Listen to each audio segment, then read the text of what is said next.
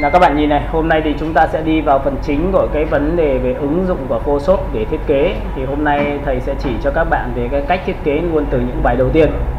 Nếu chúng ta làm tốt những cái việc này thì thực ra là bản thân thì chúng ta đã làm cho khách hàng được rồi. Các bạn hiểu không ạ? Chứ không cần phải đi đâu xa rồi. Cái việc đầu tiên của thiết kế thì thầy sẽ nhắc lại cho các bạn là chúng ta phải chọn một cái khổ giấy phù hợp với cái khách hàng ở đây yêu cầu. Ví dụ như là chúng ta sẽ chọn vào khổ giấy nhá. Các bạn nhìn thấy Ctrl N chưa? Hôm trước thầy có dạy cái này rồi. Hôm nay thầy sẽ nhắc lại để cho chúng ta có một cái tổng quan nó nhìn dễ hơn. Sau khi mà vào cái này xong thì thầy sẽ chọn một cái đơn vị kích thước là 1200. Bạn có thể chọn hai cái giá trị, có thể là một là các bạn thiết kế cho thiết kế web. Các bạn nhìn những cái banner trên website chưa? Và phần thứ hai là bạn có thể thiết kế một cái hình ảnh trên Facebook, có nghĩa là dành cho việc quảng cáo, chạy quảng cáo. Thì người ta có hai hình thức chạy truyền thông thôi, một là người ta dành cho web, hai là dùng cho Facebook, đúng không ạ? Thầy sẽ chọn cho nó một cái giá trị là 603. Lúc này thì thầy có thể để 600 để cho các bạn sẽ nhìn thấy là thầy đang thiết kế một cái banner cho website 1200 nhân với 600. Và tất nhiên là thầy sẽ yêu cầu các bạn là sau khi mà thiết kế cho khách hàng thì bạn cũng nên yêu cầu khách hàng là khách hàng nên cung cấp cho mình cái đơn vị thì nó sẽ tốt hơn. Chứ đây là mình tự nghĩ ra. Các bạn hiểu cái này không ạ? Mình nên hỏi khách hàng là anh ơi, cái thiết kế cái website nhà anh thì cái kích thước chiều ngang nó bao nhiêu, chiều cao bao nhiêu để em thiết kế cho nó phù hợp, chứ không phải em tự nghĩ ra được nha. Mình không bị nhá. Các bạn hiểu không ạ? Nhưng đây chúng ta là sự giả lập để chúng ta biết được điều đó. Phần thứ hai nữa là các bạn sẽ nhìn thấy ở đây cái độ resolution của tôi sẽ để là 150. Cái này sẽ phù hợp cho việc các bạn thiết kế trên web. Những cái đối tượng hiển thị trên màn hình thì mình sẽ chọn 150 nhá. Tiếp theo các bạn sẽ tính theo đơn vị pixel. Cái này quan trọng này, đừng bao giờ quên cái này của tôi. Ví dụ như là khi các bạn thiết kế trên màn hình thì bạn sẽ chọn pixel. Thiết kế in ấn thì bạn sẽ chọn cm và mm nhá. Tiếp theo nữa thì các bạn sẽ xuống dưới thì chúng ta sẽ dùng hệ thống màu RGB. Các bạn nhìn thấy màu RGB chưa? Màu RGB là màu được hiển thị trên màn hình. Cái này đừng bao giờ nhầm, bởi vì nếu các bạn chọn CMYK thì câu chuyện của chúng ta đã khác hẳn rồi. Bởi vì khi thiết kế xong chúng ta sẽ xuất ra file ảnh và gửi cho khách hàng qua Zalo hoặc Facebook, bởi vì đấy là những phương tiện mà gửi file nhanh nhất cho khách hàng. Mà gửi file nhanh nhất cho khách hàng mà bạn sẽ để hệ thống sai màu thì ngay lập tức là nó sẽ rất xấu. Các bạn hiểu không ạ? Nên tôi nghĩ rằng là các bạn nên nắm rõ những cái việc này, tuy rằng nó rất cơ bản, nhìn đúng không ạ?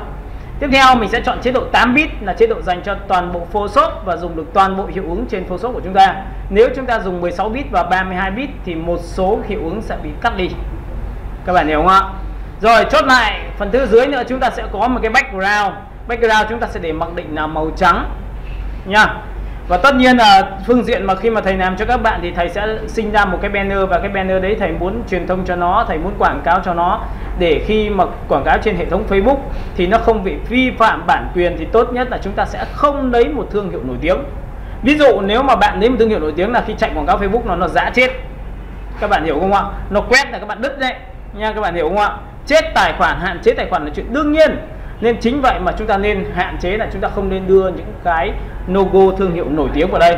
Cách đây khoảng mấy tháng ok, nhưng mà riêng bây giờ thì không có chuyện dễ như vậy nha. Các bạn hiểu không ạ? Nên logo của chúng ta nó không nổi tiếng là ok.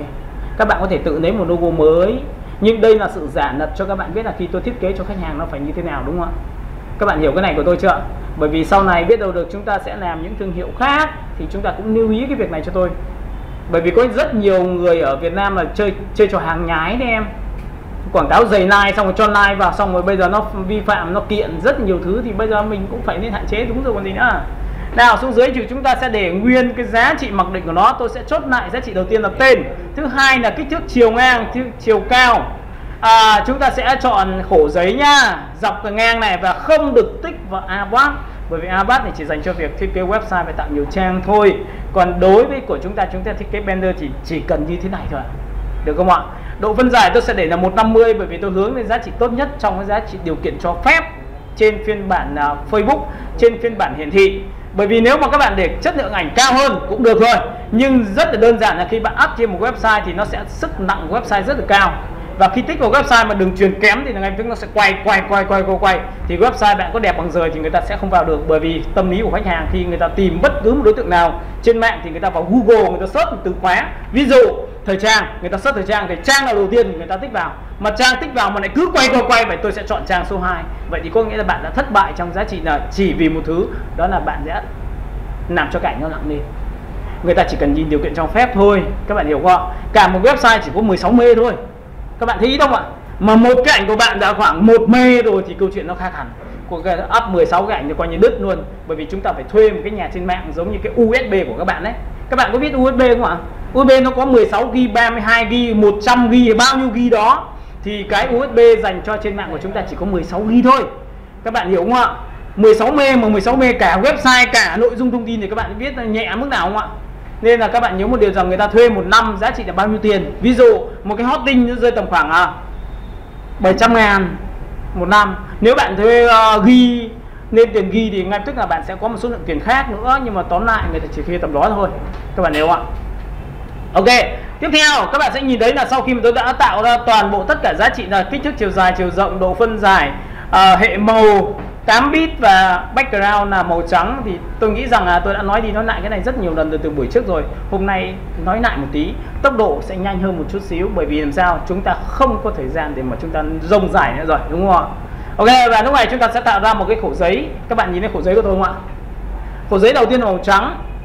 Và cái việc đầu tiên của các bạn là các bạn sẽ phải làm sao ạ? Tất nhiên là chúng ta ấn vào lệnh Ctrl cộng là phóng to và Ctrl trừ là thu nhỏ và Ctrl số 0 là trở về định dạng màn hình của chúng ta, đúng không? Các bạn hiểu cái này chưa? Rồi tiếp theo các bạn sẽ nhìn thấy là chúng ta muốn đổ màu phía trên và đổ màu phía dưới. Cứ tập trung lên đây. Các bạn yên tâm một điều rằng riêng cái bài hôm nay thì chắc chắn là các bạn sẽ có video. Còn bài hôm trước thì tôi nghĩ rằng tôi dạy rất ít.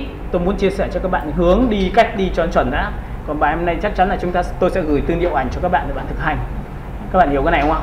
Ok, để muốn đổ màu phía trên và phía dưới thì tất nhiên thầy sẽ rất là mong muốn các bạn hãy chọn cho tôi theo nhận diện thương hiệu. Và trước khi thiết kế một cái đối tượng nào đó trên mạng hoặc là một ngành nghề nào đó thì tôi yêu cầu các bạn lên Google search cho tôi từ khóa đó. Ví dụ thiết kế về banner đồng hồ thì chúng ta sẽ search là banner về đồng hồ để xem các đối thủ của chúng ta nó thiết kế đẹp hay xấu. Đúng không ạ? Mình làm ra một thứ mà tự nhiên lại mình lại đặt vào cạnh banner của chúng nó mà mình đứng ở dưới tầm 50 phân xuống thì em không có cửa để mà kiếm tiền đâu ạ. Mình phải kiếm được từ giá trị 50% hất lên. Các bạn hiểu cái này không ạ? Chúng ta không nói chuyện mà chỉ có một nói chuyện bằng cách là đẹp và xấu thôi. Đúng không ạ? Và chúng ta không nói chuyện quê hay là sang trọng hiện đại, bởi vì chúng ta chỉ nói chuyện đó là khách hàng có yêu tôi không thôi. Có nhiều người có thể chửi chúng ta, có thể nói chúng ta là ôi sao mày thiết kế quê thôi, nhưng mà 1.000 thằng ngoài kia nó thích tôi đấy, 1.000 thằng ngoài kia nó trả tiền cho tôi đấy. Còn vấn đề là bạn bảo là hiện đại đúng không? Nhưng mà không có thằng nào trả cho bạn thì xin lỗi, bạn không có giá trị, bạn không có tiếng nói khi mà chúng ta phê bình cho nhau, đúng không ạ? Một ngày đẹp trời chúng ta phải dành năng lượng cho nhau tốt thì không nói, tự nhiên toàn dành những năng lượng xấu thì tôi nghĩ rằng không có thể thèm nói chuyện với những con người như vậy, đúng không ạ? Chúng ta là những người kiếm tiền và chúng ta phục vụ khách hàng. Và liệu điều đó thì chúng ta có định vị là chúng ta là người thiết kế quê không? Thì không. Tôi nói thật cho các bạn biết, bởi vì mỗi một tầm khách hàng có một cách nhìn khác nhau. Tôi đã nói cho các bạn rồi. Ví dụ các bạn thiết kế cho một cái bao bì nhãn mác cho phân bón thôi, cho các cô để chú bác ở chúng ta ở quê, mà chúng ta thiết kế hiện đại, liệu người ta có vào mua cái hiện đại đó không? Người ta phải thiết kế phải có con lợn, con gà, có cây ruộng vườn các kiểu, nó rất gần gũi người ta thì người ta mới hợp. Vậy thì các bạn nhớ một điều rằng khi thiết kế chúng ta còn phải hiểu biết được tâm lý khách hàng, ở vị trí khách hàng đặt ở đâu và cái cuộc sống của khách hàng như thế nào để chúng ta đưa thiết kế vào trong cái gì. Cái thiết kế của chúng ta nó hợp với văn phong, hợp với phong cảnh, hợp với địa điểm và hợp với cái cách nhìn của khách hàng thì sau này chúng ta mới ok được. Các bạn hiểu không ạ? Bạn làm xa quá chắc có lẽ là không phải ở đây, chắc có lẽ các bạn đã sao chổi mất. Các bạn hiểu không ạ? Tôi nghĩ rằng các bạn nên nghiên cứu cái việc này, bởi vì đây là tâm lý khách hàng. Và khi mà nghiên cứu được điều đó thì các bạn nhớ một điều rằng chúng ta sẽ định vị được phong cách thiết kế khách hàng về một ngành nghề. Ví dụ bạn thiết kế đồng hồ mà bạn lên trên mạng bạn search là 100 cái thiết kế banner, nó tạo ra sự bóng bẩy, nó tạo ra chữ bằng vàng. Ok, vậy thì mình phải làm kiểu đó thôi, đúng không ạ? Nếu em làm không phải chữ bằng vàng mà chữ bình thường thì tất nhiên là chúng ta không đứng cùng với phong cách của chúng nó rồi. Và không đứng cùng phong cách của chúng nó thì chắc chắn là các bạn sẽ nhớ một điều rằng người ta sẽ không duyệt sản phẩm của bạn đâu ạ. Và tất nhiên chúng ta sẽ không có tiền, và không có tiền thì không công ty nào thuê cả, đúng không ạ? Ok, bây giờ các bạn nhìn này, lúc này chúng ta sẽ đổ background bằng cách này Alt Delete và ấn Ctrl Delete là đổ màu phía trên và đổ màu phía dưới. Ví dụ màu đỏ là màu phía trên, chúng ta dùng lệnh Alt Delete. Chúng ta đổ màu phía dưới, chúng ta dùng màu xanh này, các bạn nhìn thấy không? Là chúng ta ấn vào Ctrl Delete. Và tất nhiên như hôm trước tôi đã chia sẻ cho các bạn, đó là gì ạ? Chúng ta phải ấn chặt vào nó, đừng bao giờ buông. Hãy ấn chặt vào nó rồi chúng ta ấn vào nút, thì tôi nghĩ rằng các bạn sẽ làm rất là chuẩn. Và trong quy trình khi làm đấy, các bạn nhớ một điều rằng làm đến đâu thì chúng ta ghi đến đó. Chúng ta hãy kiếm một cái quyển màu vàng. Các bạn biết cái quyển màu vàng mà sticker không ạ? Chúng ta ghi những cái lệnh mà chúng ta hay dùng vào, chúng ta dán vào màn hình cho tôi. Sau khi thuộc rồi, siêu rồi, chúng ta có thể bỏ đi nha. Rồi, hôm trước thì tôi đã dạy cho bạn về đến phần đổ màu này, đúng không ạ? Bây giờ tôi sẽ dạy cho bạn một chiêu thức thứ hai, đó là gì ạ? Về một cái thiết kế của chúng ta, nó được quản lý là F7. Các bạn nhìn F7 chưa? Photoshop được quản lý dưới các lớp. Ví dụ các bạn có nhìn thấy tôi làm mất chiếc nhẫn của tôi rất là đơn giản, bằng cách là tôi sẽ đặt bàn tay tôi che vào đây. Thì Photoshop nó cũng tương tự như vậy. Đây là một lớp và đây là một lớp. Các bạn hiểu không ạ? Và đây là một layer và đây là một layer. Và Photoshop là trên một layer chỉ chứa một đối tượng thôi. Nếu trên một layer mà chứa nhiều đối tượng, có nghĩa là bạn sẽ không bao giờ quản lý được nó.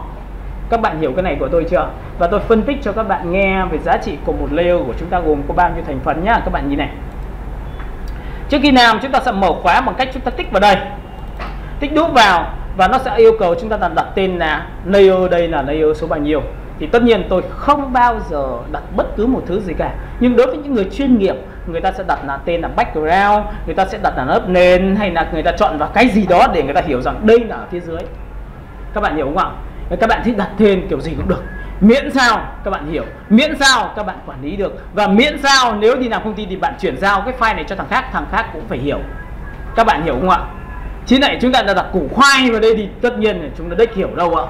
Các bạn hiểu cái này chưa? Đặt tên đơn giản nhá. Ok, các bạn nhìn layer chưa? Và tất nhiên tôi sẽ thực hiện lại cho các bạn một chiêu thức như sau, đó là gì? Để tạo ra một layer trong Photoshop, chúng ta sẽ nhìn trên bảng layer của chúng ta được ký hiệu là Windows, và chúng ta chọn vào F7. F7 chính là bảng tắt và bật cái layer của chúng ta lên để chúng ta đơn giản hơn. Ví dụ F7, F7, F7, F7, nhìn đúng không ạ?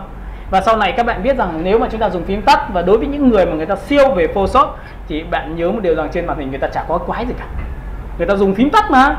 Tại sao người ta làm điều đấy? Ui, hưởng ngưỡng mộ quá, bởi vì nó làm 10 năm rồi. Nó khác với chúng ta bắt đầu vào nghề, đúng không ạ? Chúng ta ra ngoài hàng, chúng ta thấy thằng nào có thể thao tác trên mạng thao tác trên máy rất là kinh khủng, nhưng xin lỗi, nó đếch làm đẹp của mình. Và cái kết quả cuối cùng nó phải là đẹp. Chứ còn múa trên bàn phím này tôi có thể múa rất kinh khủng, nhưng mà làm không đẹp thì vẫn đi. Các bạn hiểu không ạ? Ok, các bạn nhìn này, để muốn tạo ra một layer mới như tôi đã chia sẻ cho các bạn rồi, bởi vì Photoshop của chúng ta hay là bất cứ thiết kế của chúng ta đều có nguyên tắc là gì? Các bạn có thấy là thiết kế đầu tiên thì là background ạ? Cái form thứ hai có phải là ảnh không ạ? Cái layer thứ ba có phải là text không ạ? Và cái layer thứ tư là logo không ạ? Vậy thì chúng ta chỉ cần 4 cái giá trị về layer thôi là chúng ta làm được thiết kế. Và cái thiết kế đấy nó chỉ đủ thôi. Còn đẹp hay không nó còn tùy thuộc vào cách xử lý về chữ, cách xử lý về bố cục, rồi cách xử lý về hình ảnh. Nếu bạn làm được điều đó thì lúc đó khách hàng mới trả tiền cho bạn được. Và tất nhiên chúng ta sẽ hướng đến cái cuối cùng, đúng không ạ? Các bạn hiểu cái này chưa đã? Tư duy đơn giản, mình làm đơn giản thôi nha. Nào các bạn nhìn vào đây, chúng ta ấn vào dấu cộng. Các bạn sẽ nhìn thấy trên bảng layer chúng ta có một dấu cộng gần thùng rác. Các bạn nhìn thấy từ gần thùng rác không ạ? Tại sao tôi lại dùng cái ngôn từ rất là đơn giản như vậy? Hoa mỹ làm gì? Trong khi đó đếch hiểu, đúng không? Bạn nhìn này, biểu tượng dấu cộng, nhìn thấy không? Tôi chỉ vào đây, tôi ghi vào đây, và gần thùng rác chính là bên cạnh. Các bạn nhìn gần thùng rác chưa? Tích vào đây một cái thì nó sinh ra một layer mới, và layer này nó báo hiệu cho bạn biết là layer không có gì, và nó có biểu tượng là giữa màu ghi màu trắng, màu ghi màu trắng. Có nhìn thấy màu ghi màu trắng chỗ này không ạ? Nhìn thấy chưa? Rồi, bây giờ tôi sẽ đổ cái màu thứ hai cho các bạn bằng lệnh là Alt Delete. Thì các bạn sẽ thấy là tôi có hai layer. Một layer phía trên của tôi đó là màu đỏ, và layer dưới của tôi là màu xanh. Và tất nhiên tôi sẽ tạo ra một layer thứ ba. Nếu tôi muốn, tôi sẽ chọn một cái layer màu vàng. Hôm nay chúng ta sẽ xanh đỏ tím vàng đi ạ. Được không ạ? Các bạn nhìn thấy tôi đổ màu chưa ạ? Tôi có 3 loại màu. Và tất nhiên trong quá trình khi mà làm thì các bạn sẽ nhìn thấy cái bảng layer của chúng ta, thì chúng ta sẽ kéo xuống, nhìn đúng không ạ? Các bạn nhìn đây, tôi kéo xuống nhá, để các bạn nhìn dễ hơn. Nhưng sau này có 1000 layer thì đấy kéo được, đồng ý không ạ? Sau này có 10 layer không kéo nữa. Sau này có quá nhiều chi tiết, làm sao mà kéo được em ơi? Em không hiểu, vậy thì nó sinh ra một cái bài toán là quản lý layer là như thế nào, đúng không ạ? Thì trước khi điều đấy tôi sẽ tạo ra cho bạn một layer tiếp theo nữa là màu tím. Đấy, chúng ta sẽ chọn một cái màu tím đi, được không ạ?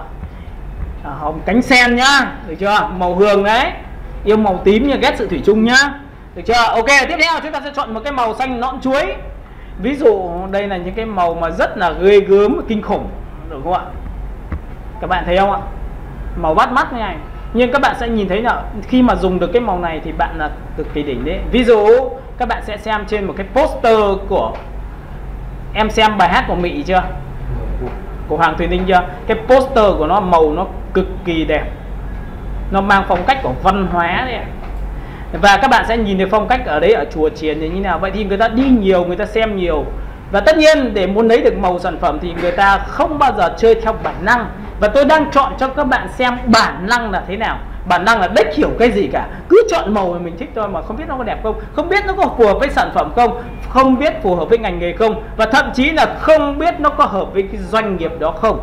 Bởi vì doanh nghiệp đó nó chỉ đi theo một màu thôi, màu đó là màu của nó. Các bạn hiểu ý tôi chưa? Ví dụ tôi sinh năm 1982, tôi sẽ cực kỳ hợp với màu của hành kim. Màu kim là màu trắng, màu vàng.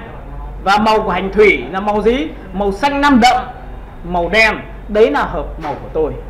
Và tất nhiên màu đó sẽ đem lại cho tôi sự may mắn. Vậy thì doanh nghiệp của chúng ta cũng tương tự như vậy. Sau này các bạn sẽ nhớ một điều rằng chúng ta thiết kế logo cho công ty thì chúng ta cũng phải chọn màu của thương hiệu. Các bạn hiểu không ạ? Và các bạn nhớ một điều rằng nếu chúng ta biết sâu một tí nữa thì các bạn sẽ thấy rằng là vị trí tôi ngồi là vị trí chiêu tài. Ví dụ từ cửa bên kia sẽ nằm ở đây. Vị trí chiêu tài của tôi là vị trí ở đây, gọi là cái gì? Tài khí tốt nhất trong căn phòng này. Nếu các bạn biết điều đó, các bạn hiểu không? Vậy thì tùy thuộc vào vị trí của tôi ngồi, nếu nó ở phương Bắc, phương Bắc là tượng trưng cho hành thủy, thì tôi muốn là thủy nó vượng lên thì nó phải là kim, nó phải nằm ở đây. Kim vậy thì hành nằm ở đây thì tất nhiên trên bàn của tôi sẽ phải có quả cầu thủy tinh màu trắng. Quả cầu thủy tinh của tôi có thể là màu gì? Xanh lam đậm. Nhưng các bạn nhớ một điều rằng là nếu chúng ta là người thiết kế không biết ít một chút nào đâu ạ. Chúng ta đến nói chuyện với họ, đến một nhà hàng thì chúng ta phải biết rằng bếp họ đặt đâu chứ ạ. Bàn nào người ta làm đâu lại để chúng ta có sự góp ý hợp lý. Các bạn có thấy là thiết kế một cái nhà hàng không ạ? Chúng ta có thấy hệ thống poster của nó không ạ?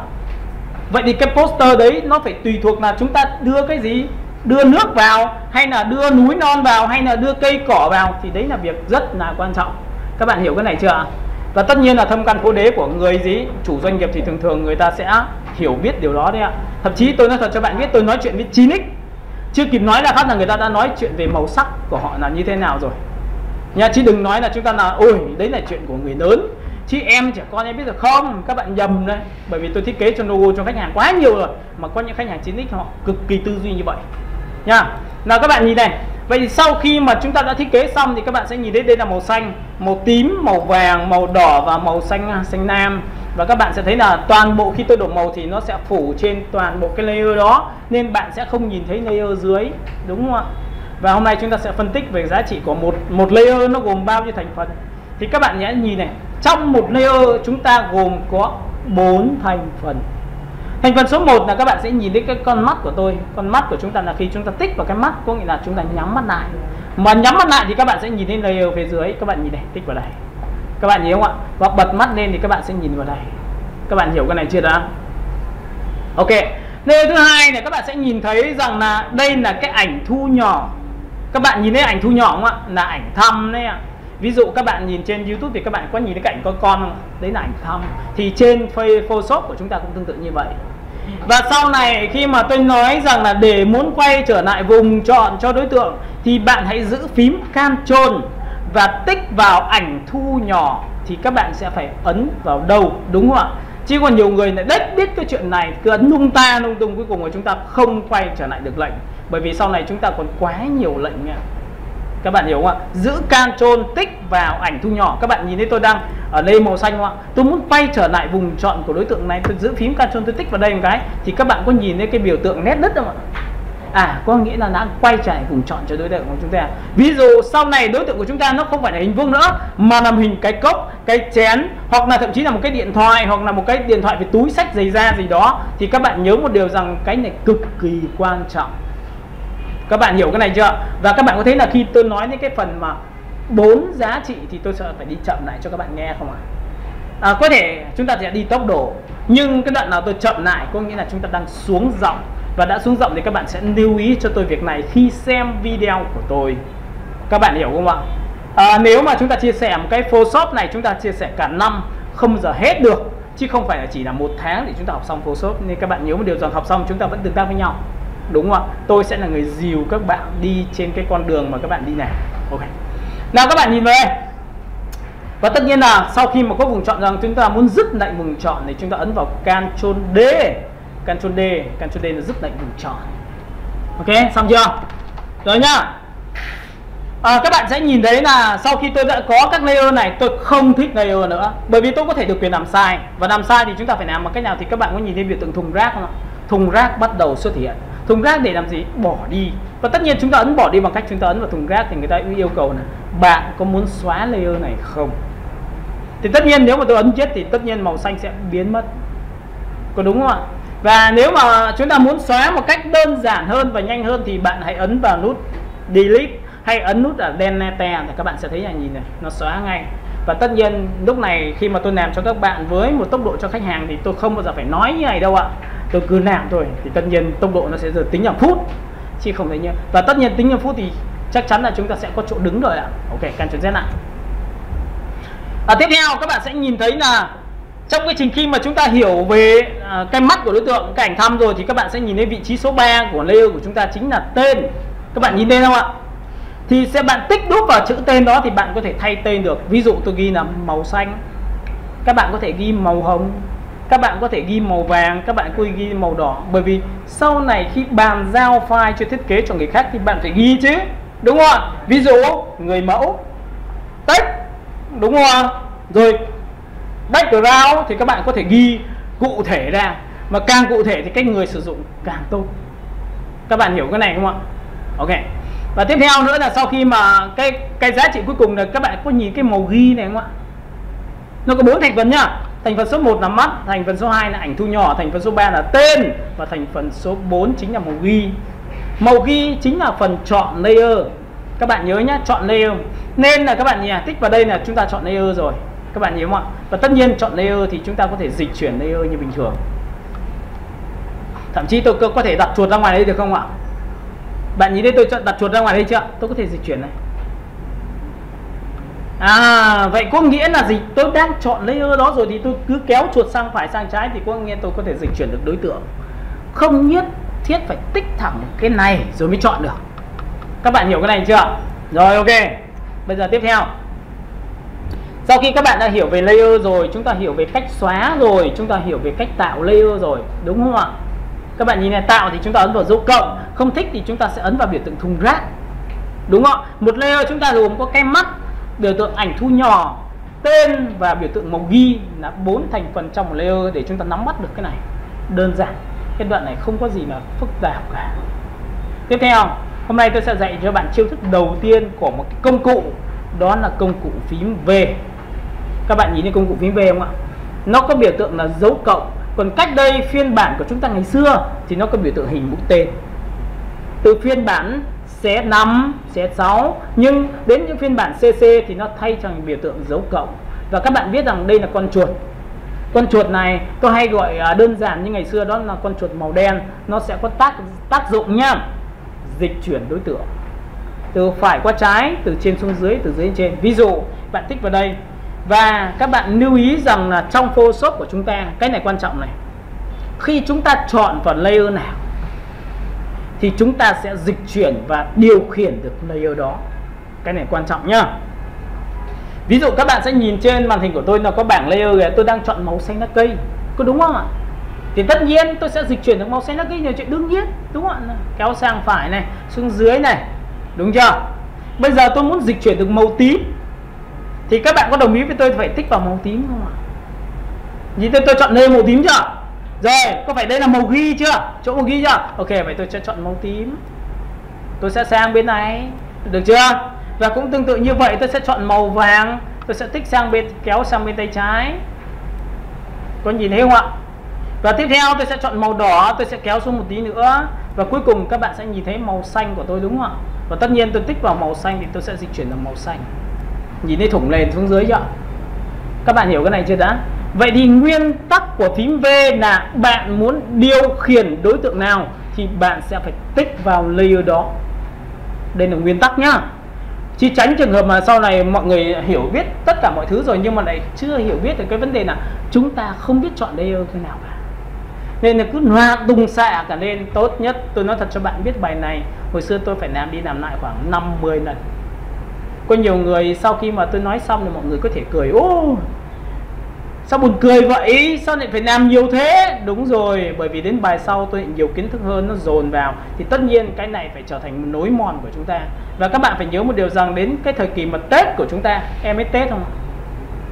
Về nhà ăn bánh chưng ấy, đắp hết vào đầu rồi, quên là cái chuyện đương nhiên. Nhưng nếu mà chúng ta làm nhiều cái này thì chúng ta chỉ mất 15 phút sau khi mà chúng ta ngồi máy tính là nó sẽ hồi lại. Các bạn hiểu không ạ? Chứ còn nhiều ông bảo nào không, em mang máy và em học máy phép ấy, không làm được đâu nhá. Bảo là em về quê em mang máy tính em học, không có chuyện đấy đâu. Bởi vì hồi xưa ấy tôi cũng là người nói những câu đấy như vậy rồi, nhưng về nhà ấy, phải chơi chứ, ngu gì không chơi, đúng không ạ? Nào các bạn nhìn vậy. Vậy thì sau khi mà chúng ta có một cái tính năng là quản lý layer thì các bạn sẽ gặp một cái vấn đề như sau. Ví dụ sau này như tôi đã nói bạn có 1000 layer, có 100 layer là chúng ta sẽ không quản lý được rồi. Vậy thì bây giờ chúng ta có cách nào không? Thì cái công cụ phím V của chúng ta bắt đầu đi vào giá trị vế quản lý của nó. Thì các bạn có nhìn thấy chữ Auto Select không ạ? Cái chữ Auto Select này nó có tính năng là chọn tự động nếu bạn tích vào khu vực của cái layer đó. Ví dụ các bạn nhìn nhá, ví dụ tôi tích vào Auto Select, cái này chỉ dành cho người mới học thôi, còn sau này học siêu không dùng nữa. Tại vì sao? Bởi vì sao? Bây giờ tôi mới học mà, thì tôi cứ đi từng bước đi, đừng có siêu phàm làm gì cả.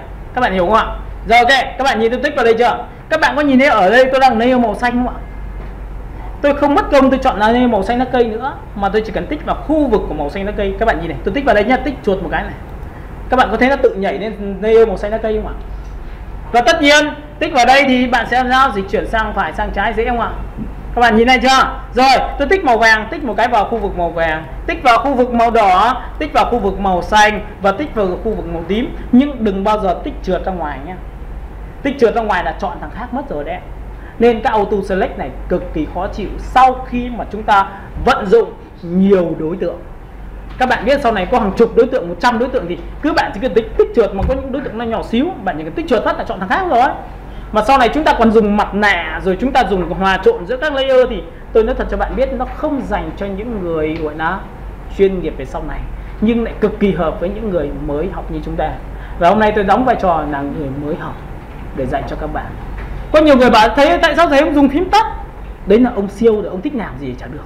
Còn tôi bây giờ tôi chưa siêu mà, đúng không ạ? Sao cứ phải đi xa, làm gì đi xa quá bạn không đi lại được.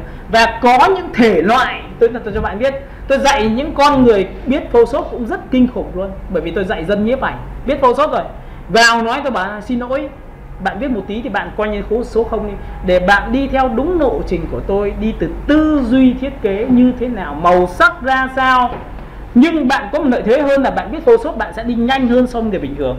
Còn nếu mà bạn bảo là ok cái này tôi biết rồi, cái này tôi biết rồi, thì đến đoạn cuối đấy không khác thì chúng ta đi lên trên mạng xem YouTube search, cái này hôm nay làm được nhưng bộ quên, đến một tuần sau lại quên sức. Bởi vì chúng ta không có hệ thống, chúng ta không có quy trình, nên cuối cùng chúng ta vẫn ngu.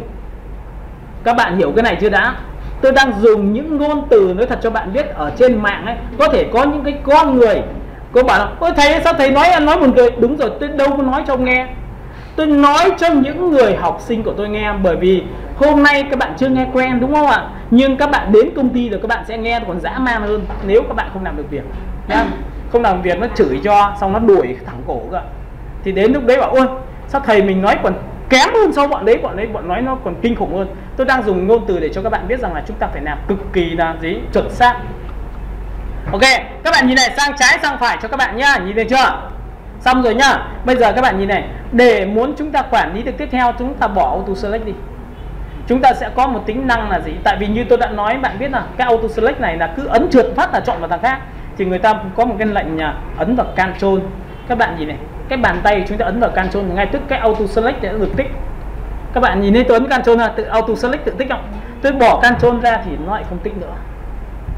Vậy thì nếu mà tôi ấn vào Ctrl và tôi tích vào khu vực của cái đối tượng layer đó thì có phải tôi chọn được nó không ạ?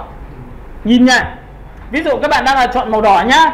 Bạn muốn chọn màu xanh lá cây đúng không ạ? Tôi giữ phím Ctrl, tôi tích vào đây này, tích một phát này. Đến màu xanh lá cây chưa? Sau khi đến màu xanh lá cây xong tôi buông Ctrl ra thì tôi lại không ấn auto select nữa. Vậy thì có phải tôi ấn bây giờ ấn trượt ra ngoài có sợ không?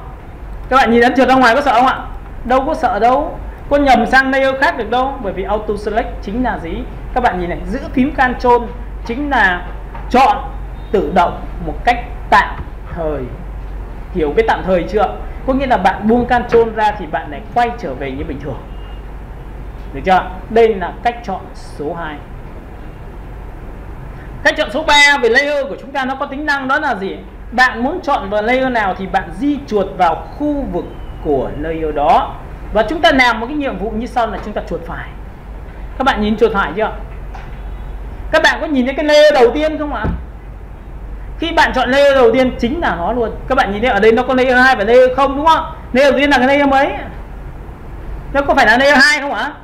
Ok, tích vào đây một cái. Các bạn sẽ nhìn thấy đúng chưa? Ok, chúng ta sẽ chuột phải vào màu xanh. Chúng ta chuột phải vào màu, nhìn thấy layer đầu tiên chưa? Hiểu cách chọn chưa? Ok, vậy thì cách chọn vào layer của chúng ta thì có tính năng là chuột phải vào layer đó. Và tất nhiên các bạn phải nhớ rằng các bạn đang ở phím V, chứ các bạn đang ở phím M thì xin lỗi là các bạn không chuột phải được nhá. Nhìn thấy không ạ? Phải chọn vào đúng công cụ của chúng ta, đó là phím V thì chúng ta mới chuột phải được. Có hiểu không ạ? Bởi vì có nhiều bạn là rất vui tính là cứ chọn vào công cụ vùng chọn thôi mà bảo thầy ơi em chuột phải mà lại không ra. Đúng không ạ? Bởi vì thực sự bạn là người nghĩ rằng là bạn là người quá siêu, nên là các bạn bỏ qua những cái tính năng và những cái thứ mà tôi đang rất kỹ và tôi đang chậm lại. Chậm lại có nghĩa là quan trọng, và chậm lại có nghĩa là gì? Chúng ta cần phải gì? Sau này khi mà chúng ta xem về video của tôi, các bạn phải ghi, đúng không ạ? Ok, Ctrl Z ạ. Xong chưa? Hiểu cái này chưa nào? Rồi nhá. Và các bạn nhớ một điều rằng bây giờ tôi sẽ dạy cho các bạn một chiêu thức, đó là cách cho lên trên và đối tượng, cho lên trên và xuống dưới đối tượng, được không ạ? Các bạn nhìn này, để muốn cho lên trên và xuống dưới đối tượng một layer thì tôi sẽ chọn vào layer đầu tiên là màu xanh lá cây, tôi đặt ở vị trí này trên cùng nhé, các bạn nhìn không ạ? Tôi muốn cho xuống dưới màu hồng thì người ta sẽ có một lệnh là cầm cái đối tượng đó kéo xuống, và khi kéo xuống nó xuất hiện biểu tượng gạch màu xanh lá. Em nhìn thấy màu xanh dương chưa? Thì có nghĩa chúng ta thành công rồi, chúng ta buông chuột ra. Các bạn có thấy xuống dưới không ạ? Mình có nhìn thấy xuống dưới màu tím chưa? Ok, bây giờ chúng ta muốn xuống dưới màu vàng thì có phải chúng ta cầm cái này chúng ta kéo ở đây không ạ? Ok, xuống dưới màu vàng. Và tiếp theo xuống dưới màu vàng, bây giờ muốn xuống dưới màu đỏ nữa thì các bạn cầm này kéo xuống như này, đúng không ạ? Thế bạn nhìn xuống dưới màu đỏ chưa ạ? Và tất nhiên chúng ta kéo cái này xuống dưới cùng rồi các bạn thấy không? Thì đây là phương pháp đầu tiên dành cho bạn, đó là gì? Chúng ta có thể chọn về layer kéo từng cái một xuống. Nhưng nó sẽ xuất hiện một cái bất cập khi chúng ta xuất hiện quá nhiều layer, và khi quá nhiều layer chúng ta không làm được. Có đúng không ạ? 100 cái layer, mà 100 layer sau này nó có cả group rồi có cả tất cả nhiều thứ nữa thì chúng ta không biết nó đứng ở đâu. Thì tất nhiên các bạn có thấy bài toán quản lý quan trọng không ạ? Các bạn có nhìn thấy một cái thằng mà nó vẽ cho bối cảnh của game không ạ? Xin lỗi, cứ phải vài trăm layer là chuyện bình thường, mà chúng ta lại không biết nó nằm ở đâu. Vậy thì cái bài của toán quản lý có quan trọng. Sau này muốn làm được đẹp ấy, chúng ta phải quản lý tốt. Sau này chúng ta muốn làm được hoành tráng và chỉnh màu ấy, chúng ta cũng quản lý layer đấy. Rồi tiếp theo nhá. Vậy thì các bạn hiểu về cách cho lên trên xuống dưới chưa? Và tất nhiên cho lên trên thì chúng ta cũng cầm đối tượng này kéo lên trên. Chúng ta cầm đối tượng này kéo lên trên, xuất hiện biểu tượng gạch màu xanh dương là chúng ta sẽ có được điều mà chúng ta mong muốn. Nhìn đúng không ạ? Nhưng làm như này lâu quá. Nhưng đừng quên lệnh này của tôi. Bây giờ để muốn cho lên trên và xuống dưới một layer, người ta dùng lệnh là Ctrl ngoặc vuông bên tay trái. Ctrl ngoặc vuông bên tay trái gần phím P Các bạn nhìn thấy gần phím P chưa? Ngoặc vuông không phải là ngoặc tròn như này đâu nhá, mà đúng nó là hình vuông luôn. Con nhìn thấy biểu tượng không ạ? Gần chữ P đấy, các bạn nhìn thấy không ạ? Ngoặc vuông bên tay trái là xuống dưới một layer, bên tay phải là lên trên một layer. Có nhiều người hỏi tôi một câu rằng rất là vui tính: thầy ơi, xuống dưới là ngoặc bên nào thầy? Nó chỉ có hai thứ thôi, một là trái, hai là phải. Em cứ ấn đi, ấn sai ấn lại là chắc chắn nhớ. Các bạn hiểu rồi. Nên các bạn sẽ nhìn này, tôi tích vào đây một cái, tôi ấn vào Ctrl ngoặc vuông bên tay trái, các bạn xuống dưới thấy chưa? Ctrl ngoặc vuông bên tay trái, xuống dưới một cái nữa, xuống dưới, xuống dưới, xuống dưới, xuống dưới cùng rồi. Xuống dưới cùng thì không thể xuống được nữa. Và tất nhiên là ngoặc vuông bên tay phải là lên trên một layer, lên trên, lên trên, lên trên, lên trên chưa? Nhưng có nhiều người bảo là em muốn cho một phát xuống dưới cùng thì người ta ấn vào lệnh Ctrl Shift nha. Ctrl thì là một, nhưng Ctrl Shift là tất cả. Cho nhanh, Ctrl Shift một phát gõ bên tay trái là xuống dưới tất cả, và Ctrl Shift ngoặc vuông bên tay phải là lên trên tất cả. Đây là những cái lệnh rất là cơ bản cho các bạn, đúng không ạ? Ok, bây giờ tôi sẽ dạy cho bạn tiếp theo một giá trị nữa của cái trong việc thiết kế của chúng ta, và chúng ta bắt đầu đi vào ứng dụng nhá. Nhìn này, trên một phiên bản layer của chúng ta nó có một tính năng cực kỳ quan trọng trong F7, đó là opacity. Nó giống như cái kính của các bạn nhìn xuyên qua. Các bạn nhìn thấy cái kính ngoài kia chưa? Các bạn có nhìn thấy cái miếng đề can nó dán không ạ? Các bạn nhìn qua có thấy nó rất là khó nhìn đúng không ạ? Cũng nhìn được nhưng mà nó chỉ là hơi bóng bóng thôi ạ, đúng không ạ? Nhưng ở phía trên các bạn có nhìn thấy rõ không ạ? Ok, vậy thì nó cũng tương tự như cái giá trị của opacity này. Opacity 100% là không có nhìn xuyên. Nó giống như chúng ta nhìn bức tường, không nhìn thấy bọn đội bên này nó đang học gì. Đúng không ạ? Nhưng các bạn nhìn này, nếu tôi cầm opacity này tôi giảm xuống thì các bạn sẽ nhìn thấy nó, nhìn thấy cái nấc dưới không ạ? Nhìn thấy nấc dưới chưa? Nó trong veo không ạ? Rồi, ok.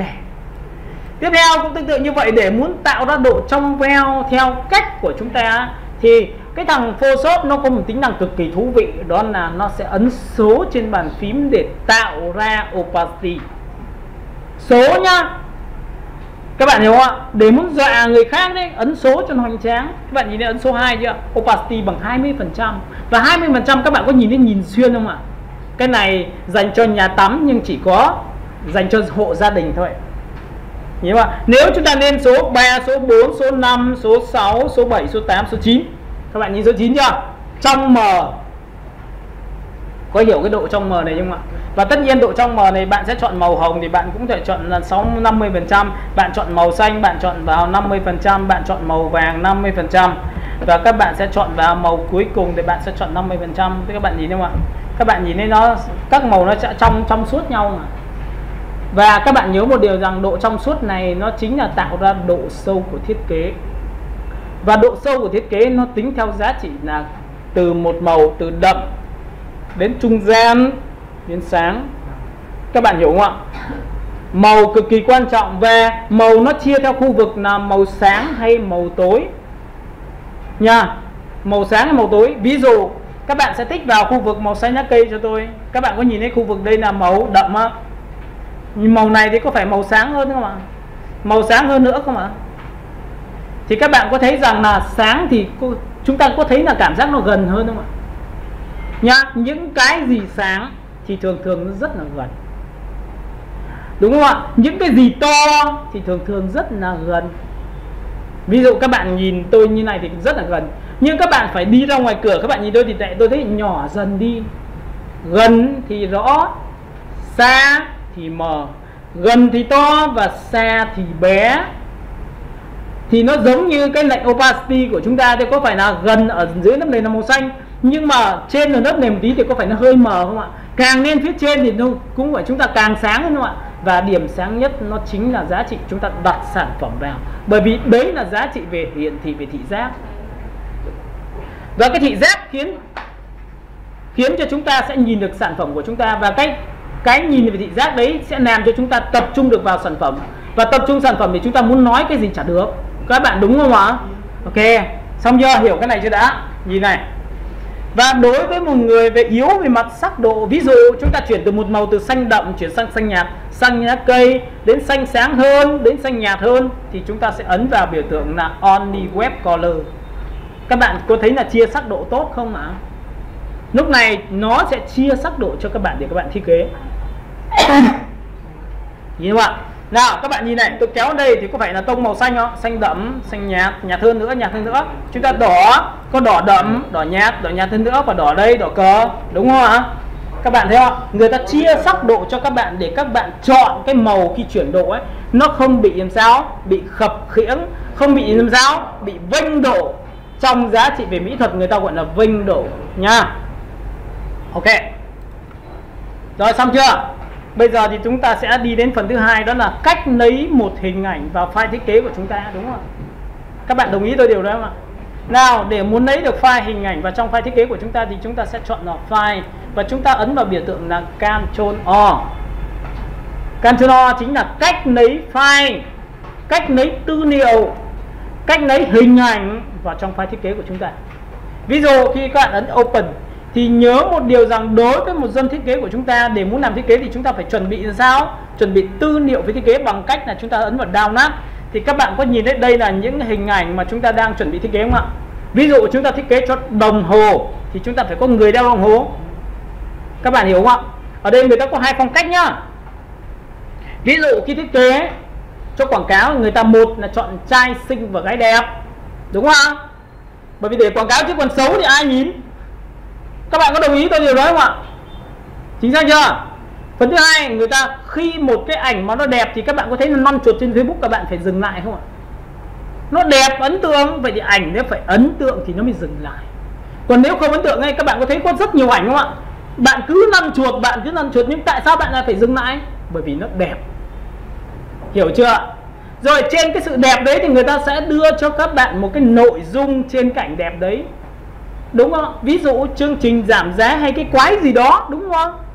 Chứ làm gì mà đưa một cái ảnh mà chẳng có nội dung gì cả thì thôi, tóm lại tôi lăn chuột, đúng không ạ? Thì các bạn nhìn này, đấy là tư duy của việc một người xem vào một cái bản quảng cáo. Đầu tiên nó phải có cái gì? Ảnh đẹp ấn tượng. Hai, nó phải trình bày một cái nội dung trong đó. Và cuối cùng là truyền tải thông điệp, có thể khiến cho người ta có thể kích vào đây, hay là mời các bạn vào cửa hàng hay cái gì, hãy gọi điện cho tôi. Các bạn hiểu cái này chưa? Các bạn có thấy người ta quảng cáo trên website không ạ? Quảng cáo giá rất là sốc, chữ rất là hoành tráng. Ấn vào đây, vào cửa hàng tôi xem đi, giảm giá đấy. Bạn ơi, bạn hãy rút điện thoại ra quét mã QR đi, bạn sẽ được giảm giá bao nhiêu phần trăm đấy. Bởi vì tất cả những cái đấy đều nó nắm bắt được tư duy của một người xem nó sẽ đi như thế nào. Các bạn hiểu cái này chưa ạ? Ok, vậy thì tất nhiên. Và các bạn có thấy là bây giờ tôi không chọn về giá trị về người mẫu nữa, mà các bạn có thấy là chọn về gì ạ? Bất động sản, đúng không ạ? Ví dụ người ta bán bất động sản thì người ta có hay chụp một cái cả cái phối cảnh của cái tòa nhà đấy không các bạn? Sau khi chụp tòa nhà đấy xong thì ở dưới người ta sẽ có những ảnh con. Ví dụ có bể bơi, có trung tâm thương mại, có gì? Có khu vui chơi, các tiện ích để cho một căn nhà có thể ok hơn. Và tiếp theo trên cái nội dung đấy người ta ghi là gì? Chỉ thu nhập 7 triệu trên một tháng, bạn có thể sở hữu một căn nhà 80 mấy mét vuông nha. Được chưa? Đấy là số 1. Và lãi suất cho vay là 20 năm, giá trị là gì? Bao nhiêu tiền? 85% giá trị của căn nhà. Bạn có chơi không? Hãy liên hệ theo số hotline để gọi điện trực tiếp và nhân viên tư vấn sẽ tư vấn cho các bạn, đúng không? Nhưng còn thể loại thứ hai đó là gì? Khi người ta bán nhà, người ta sẽ làm sao? Trên là tổng quan, ở dưới người ta sẽ ghi là trích đoạn. Trích đoạn người ta có trường học, có bệnh viện, có siêu thị, và thậm chí là người ta ghi là cách siêu thị là 0,5 km. Các bạn có thấy thế không ạ? Bởi vì chẳng nhẽ chúng ta lại mua ở quê, xong rồi đi xe lên đây đi làm mà, đúng chưa? Ví dụ chúng ta mua một chỗ mà này không có gì bệnh viện trường học, vậy thì con tôi sẽ học ở đâu? Không có bệnh viện thì chúng ta chăm sóc cho ai? Không có siêu thị để tôi mua đồ ăn thì sao? Các bạn hiểu chưa? Nên tất cả những cái giá trị người ta gọi là tổng quan và trích đoạn. Ví dụ các bạn có thấy là một người ta đeo đồng hồ, nhưng bạn có biết đồng hồ đấy có xịn không? Thì người ta phải trích đoạn một cái đồng hồ ra, mặt của nó bằng kim cương, giá trị kim phải bằng vàng, thì nó bán giá trị hàng triệu đô chẳng hạn như thế. Có đúng không ạ? Và tại sao người ta phải thuê các người mẫu? Ví dụ những cái thằng nổi tiếng, những cái đứa nổi tiếng ấy đeo vào, ôi người nổi tiếng đeo cái này chắc đắt. Các bạn biết không, người mẫu độc quyền mà khi người ta đeo một sản phẩm người ta phải có được một giá trị khác. Hiểu cái đó chưa? Ở bên nước ngoài bản quyền cực kỳ oách, nhưng Việt Nam hơi ngậm khở một tí. Có nhiều người hỏi tôi bảo là thầy ơi, vậy thì em lên trên mạng em nếm cái ảnh thì có sợ không? Những cái ảnh người ta cho miễn phí thì bạn yên tâm một điều rằng bạn cứ chơi đi. Nhưng nếu mà bạn còn bé, nó không ai thì thèm động đến bạn đâu ạ. Nhưng bạn to một tí ấy, thì nói thật cho bạn biết, bạn dùng ảnh mà chưa xin phép nó kiện vỡ mồm luôn. Chắc chắn phải trả tiền đấy ạ. Các bạn hiểu không ạ? Nhưng mà mình còn nhỏ xíu, tí bé bé con thì nó quan tâm làm gì. Đi kiện mà ông chả có tiếng tăm gì, nó cũng dở hơi. Đúng không? Mất thời gian. Nhưng em nhớ một điều rằng nếu mà chúng ta lớn thì chưa chắc chúng ta đã dùng ảnh của nó đâu. Chúng ta tự đi chụp. Đúng không ạ? Thuê người mẫu về chụp chứ. Tại vì lớn thì người ta có tiền, cần gì phải làm cái trò vớ va vẩn đấy. Đúng không ạ? Rồi, tiếp theo này. Các bạn sẽ chọn cho tôi một cái ảnh và bạn ấn Open. Thì ngay lập tức để các bạn sẽ nhìn thấy là cái ảnh này nó lớn quá. Đây nhá, ok, tôi sẽ chọn một cái ảnh khác, Ctrl O. Tôi sẽ chọn một cái ảnh như thế này. Đây ạ. Các bạn sẽ thấy là tôi mở ra hai file. Các bạn nhìn thấy file số 1 này, nó sẽ mở ra hai tab. Tab số 1 là tab thiết kế và tab số 2 là tab gì? Hình ảnh. Thì các bạn có thấy là thiết kế có cần hình ảnh không? Ok, vậy thì rất đơn giản là các bạn chỉ cần chọn hình ảnh này. Bạn muốn đưa cái ảnh này sang thì cách đầu tiên của các bạn là cách đưa ảnh từ file bên ảnh đưa sang file thiết kế bằng cách như sau. Bước 1, chúng ta ấn vào Ctrl A. Nhìn thấy Ctrl A chưa? Nhìn thấy Ctrl A chưa ạ? Ok, Ctrl A có nghĩa là gì? Chúng ta chọn toàn bộ cái ảnh. Có nhìn thấy nét đất không ạ? Ok, bước thứ hai là Ctrl C. Ok, Ctrl C là copy, được chưa? Và cách thứ ba là gì? Ctrl V. Và các bạn nhớ một điều rằng là khi Ctrl V thì chúng ta phải nhớ là chúng ta đang ở layer nào. Ví dụ tôi đang ở trên layer màu đỏ, các bạn nhìn thấy màu đỏ chưa? Thì đây tôi tăng cho các bạn 100 nhá. Nếu tôi ấn vào Ctrl V lúc này thì cái ảnh của chúng ta nó sẽ trên lớp màu đỏ và dưới lớp màu vàng. Đây tôi cho bạn xem, màu vàng tôi để 100% nhá, cho các bạn dễ nhìn. Đấy, cái này quan trọng nhá, không để chúng ta cái bài toán về layer cực kỳ quan trọng đến bài này này ạ. Ctrl V, các bạn nhìn thấy không ạ? Các bạn có nhìn thấy ảnh chưa? Ảnh của chúng ta là gì? Nhìn này, nếu chúng ta chọn màu vàng nó trên màu vàng nhưng dưới màu hồng. Được chưa? Tôi bỏ cái ảnh này. Nếu tôi chọn vào màu đỏ, xóa cái ảnh này đi nhá, chọn màu đỏ này, tôi ấn vào Ctrl V thì các bạn có thấy rằng là đây ạ, nó trên màu đỏ gì? Nhìn không ạ? Và dưới màu vàng không ạ? Các bạn thấy không ạ? Cái này chúng ta phải nhớ là chúng ta muốn nó nằm trên layer nào thì chúng ta sẽ tích vào layer đó vào Ctrl V thì mới là chuẩn. Nhớ nhá, cái này quan trọng này. Và các bạn có thấy là khi hình ảnh chúng ta mà đưa sang nó bị sao? Nó có to không ạ? Vậy thì trong ảnh thiết kế nó có ảnh to ảnh bé, nên có nhiều người như trên mạng search Google chọn ảnh nhưng mà mỗi tội là không chọn ảnh kích thước lớn, nên bảo anh không hiểu sao em chọn ảnh trên mạng mà toàn ảnh bé thôi. Đúng rồi, bởi vì chúng ta có một cái kỹ năng nữa là khi search vào Google nó có tính năng chọn ảnh, và phần thứ hai nữa là nó sẽ có từ công cụ, tích vào công cụ nó sẽ chọn bằng ảnh kích thước lớn và chúng ta chọn ảnh kích thước lớn. Còn nếu mà muốn kiếm ảnh xịn nữa thì mất tiền, đi mua, đúng không ạ? Và hoặc nữa thì cầm cái máy ảnh ra chụp, thì lúc ấy chúng ta phải hình thành ra một dịch vụ là dịch vụ đi chụp ảnh. Và tất nhiên đối với một người thiết kế mà chúng ta có thêm một dịch vụ chụp ảnh nữa thì tôi thật cho bạn biết chúng ta sẽ làm dịch vụ chọn gói. Các bạn đồng ý đâu không ạ? Chẳng nhẽ này có một công ty người ta bảo là thuê thằng này đi chụp ảnh xong rồi thằng này thiết kế. Các bạn có thấy là tất nhiên vẫn được, nhưng nó không chuyên nghiệp bằng một thằng nó làm được hết. Và tất nhiên làm được hết thì bao giờ cũng là nhiều tiền hơn, đúng không ạ? Vậy tội gì mà chúng ta không đi chụp ảnh, đúng chưa? Rồi, ok. Nếu không chụp ảnh được thì chúng ta phải có anh em, bạn bè biết chụp ảnh, đúng không ạ? Chúng ta kết nối với nhau để tạo ra công việc. Ok.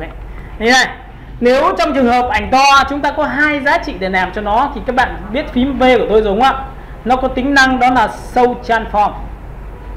Các bạn nhìn thấy Show Transform chưa? Có nghĩa là khi bạn tích vào đây thì ngay lập tức nó sẽ tạo ra các điểm chốt cho một đối tượng của chúng ta. Tích vào nhá. Các bạn có nhìn thấy không? Tôi thu nhỏ cho các bạn xem đây. Đây, cảnh nó to như này đấy ạ. Ở đây nó sẽ sinh ra cho chúng ta nó có 8 đầu điểm chốt, 1 điểm chốt, 2, 3, 4, 5, 6, 7, 8, có 8 đầu điểm chốt. Và 8 đầu điểm chốt này tương ứng với giá trị là bạn có thể co kéo cái kích thước của cái ảnh theo ý đồ của các bạn. Nhưng đối với phiên bản từ CC 2019 đến 20, 21 và 22 thì cái tính năng co kéo đồng dạng là chúng ta chỉ việc ra góc và chúng ta kéo thôi. Các bạn nhìn thấy không ạ? Và sau khi co kéo xong thì chúng ta sẽ enter nhé. Enter là rất lạnh này. Các bạn nhìn thấy không ạ? Thì chúng ta ấn vào Ctrl cộng. Các bạn nhìn thấy ảnh này của tôi chưa? Nhỏ lại chưa? Nhưng nhỏ lại như này thì ảnh của chúng ta đang nằm ở dưới trên đấy ạ. Rồi, đang nằm dưới thì đây, show transform đây ạ. Chúng ta cho lên trên tất cả là bằng lệnh phím gì á? Rồi đúng rồi, Ctrl Shift ngoặc vuông tay phải. Các bạn thấy không ạ? Nó có phải là lệnh chúng ta đang học không ạ? Nha, ok. Và tất nhiên là chúng ta sẽ xóa đi nếu chúng ta không thích. Tôi muốn chọn một cái ảnh khác. Ok. Vậy thì cái ảnh nó có cần giữ nữa không ạ? Vậy chúng ta cũng tắt lên luôn. Bởi vì đâu có dùng nữa đâu. Được chưa? Rồi, Ctrl O tôi lại chọn một cái ảnh thứ hai. Và tất nhiên sau khi chọn ảnh số 2 thì các bạn sẽ chọn nhé. Nhìn ví dụ chúng ta có thể chọn một cái cô gái như này và ấn như này. Nhìn không ạ? À, có thể thay người mẫu chứ ạ? Tại sao phải thay? Bởi vì các bạn nhớ một điều rằng khi bạn thiết kế cho một khách hàng thì khách hàng không bao giờ gật đầu đâu ạ. Nó sẽ yêu cầu em hãy sửa lại cái ảnh cho chị. Em ơi em thay cái ảnh này cho chị tí. Hoặc là em ơi em chỉnh cái chữ này to lên một tí. Em ơi cho nó nhỏ lên một tí. Thì các bạn sẽ nhớ một điều rằng là khi chúng ta thiết kế xong thì khách hàng người ta không bao giờ ok luôn. Nên chính vậy chúng ta sẽ yêu cầu là người ta sẽ yêu cầu chúng ta sửa. Mà sửa thì chắc chắn là chúng ta phải có rất nhiều hình ảnh để cho phù hợp, đúng không? Chúng ta lại là dùng thao tác thứ hai này, các bạn nhìn này. Thao tác số 2 chúng ta không ấn Ctrl E nữa, mà trong Photoshop của chúng ta có tính năng rất hay, đó là chúng ta chọn vào Windows, chúng ta chọn vào biểu tượng gì? Mở hai cửa sổ cùng một lúc. Chúng ta có hai file mà. File số 1 và file số 2 thì chúng ta mở cả hai file luôn. Đây ạ. Các bạn nhìn ra, file bên trái là ảnh đấy và file bên đây phải là gì? Là thiết kế này. Cái này nó có một cái tính năng rất hay dành cho những cái bạn chuyên gia vẽ về nhân vật, vẽ wacom, vẽ những cái biểu tượng hoạt hình. Người ta có thể nhìn vào cái mẫu phác thảo của họ ấy, hoặc là người ta vẽ theo một cái mẫu gì thì người ta vẽ bên này, còn bên này là mẫu để người ta nhìn đấy em. Em hiểu cái này chưa? Người ta cứ vẽ bên này, ok, nhìn bên này, mũi bên này, ok, vẽ nhảy. Thì cái đến lúc này chúng ta dùng bút nhá. Các bạn hiểu cái này của tôi không ạ? Nhưng cái này cũng là một trong những tiêu chí để các bạn nhìn thiết kế của người khác. Người ta đang dùng màu gì, người ta đang dùng tỷ lệ ra sao, và chúng ta có thể chép theo được không ạ? Các bạn nhớ một điều rằng trong giá trị đồ họa của chúng ta, nếu chúng ta chưa có nghề, chưa có một tư duy gì, hãy chép theo những sản phẩm đã được khẳng định trên thị trường. Hãy chép theo những sản phẩm đã được thị trường công nhận. Nhiều người cứ bảo ôi vậy thì mình làm gì có sáng tạo. Bạn ơi, trước khi có sự sáng tạo thì bạn phải có nghề đã nha. Các bạn hiểu ý tôi không ạ? Bạn chép mà làm được như thế thì bạn đã thành công lắm rồi đấy ạ. Chứ chưa nói nào không em phải sáng tạo, nhưng sáng tạo ở chỗ bạn là không ai chấp nhận. Đúng không ạ? Bạn có thực tế đâu. Còn cái người ta thiết kế cho một công ty có nghĩa là nó có kinh nghiệm 1 năm rồi, đến 2 năm, đến 10 năm rồi. Tất nhiên nó sẽ thiết kế nó khôn hơn, nó đặt chữ thông minh hơn, nó làm bố cục ngon hơn. Vậy tại sao chúng ta không học từ 80 đến 100 mà cứ phải đi từ con số 0? Mà trong khi đó con số 0 của chúng ta chả có cái đếch gì cả. Đúng không ạ? Các bạn hiểu ý tôi chưa? Đồ họa bản chất là đồ lại, nhưng hãy biến cái của người khác trở thành cái của mình, nhưng có ý thức. Cái từ có ý thức nó khác với việc là bê nguyên. Em hiểu không? Ok, tiếp theo này, các bạn nhìn này. Vậy thì cái công cụ phím V nó có tính năng dịch chuyển đúng không? Ok. Đây tôi cho bạn xem nhá. Dịch chuyển thì bằng cách nào ra? Tích và giữ chuột. Các bạn biết giữ chuột là gì không ạ? Ấn con chuột chậm nhanh này. Xong rồi kéo phát sang bên tay phải cho tôi. Kéo này, kéo sang phải này. Kéo sang phải thì vẫn giữ chuột nhá. Nhìn đâu ạ? Và chừng nào xuất hiện dấu cộng thì bạn buông tay ra thì có nghĩa là thành công. Nhìn tôi đưa sang không ạ? Và tất nhiên là đưa sang nhà bị to không ạ? Ảnh to không em? Thiết kế ảnh nó phải bé thôi. Và các bạn nhớ một điều rằng ảnh to cho xuống bé dễ, nhưng từ bé xé ra to mờ và mất chất lượng. Nên các bạn nhớ một điều rằng tất cả những cái ảnh nào mà bé mà xé ra to thì ảnh sẽ bị mờ đi, không bao giờ có sắc nét đâu nhá. Nên các bạn nếu mà trường hợp mà bạn thiết kế như vậy mà khách hàng cung cấp cho ảnh bé, ngay lập tức gọi điện cho nó: anh ơi, ảnh của anh quá bé, anh cung cấp cho em có ảnh xịn hơn. Nhưng mà chị chưa có chụp, chị có cần chụp không? Em sẽ sang chụp cho chị. Dịch vụ của em bao nhiêu tiền? Đồng ý không ạ? Đúng nhá. Tư duy của người thiết kế không phải là cứ nhăm vào cái thứ ấy đấy đâu ạ.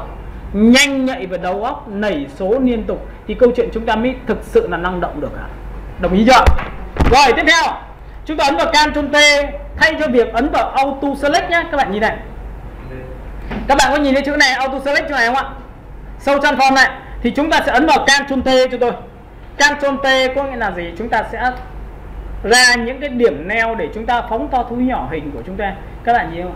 Và trong quá trình khi phóng to thu nhỏ thì tôi luôn khuyên các bạn hãy phóng to thu nhỏ làm sao để cái ảnh của chúng ta bằng chiều cao của thiết kế. Hiểu bằng chiều cao của thiết kế không ạ? Ok, Enter.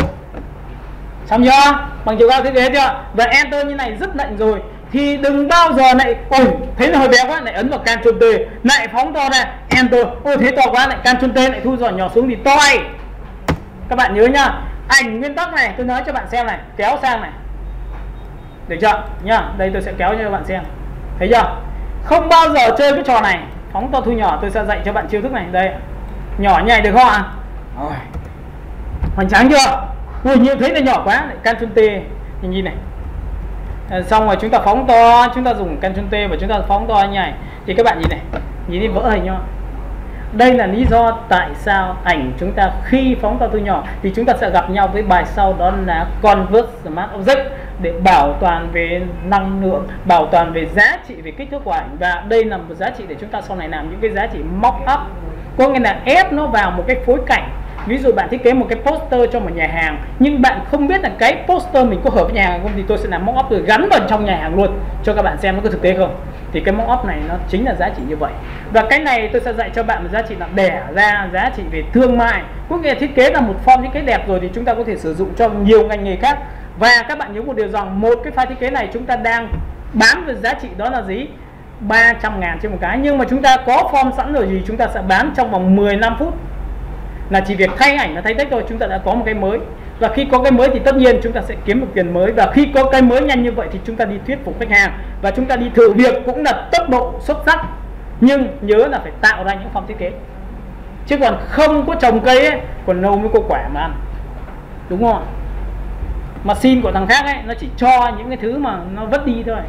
Còn nếu mà nó cho những đồ xịn, trừ trường hợp bạn phải là người sống cực kỳ tốt, mày phải tốt với tao, tao mới cho, đúng không ạ? Rồi ok, hiểu cái này chưa? Phóng to thu nhỏ chưa? Rồi tiếp theo.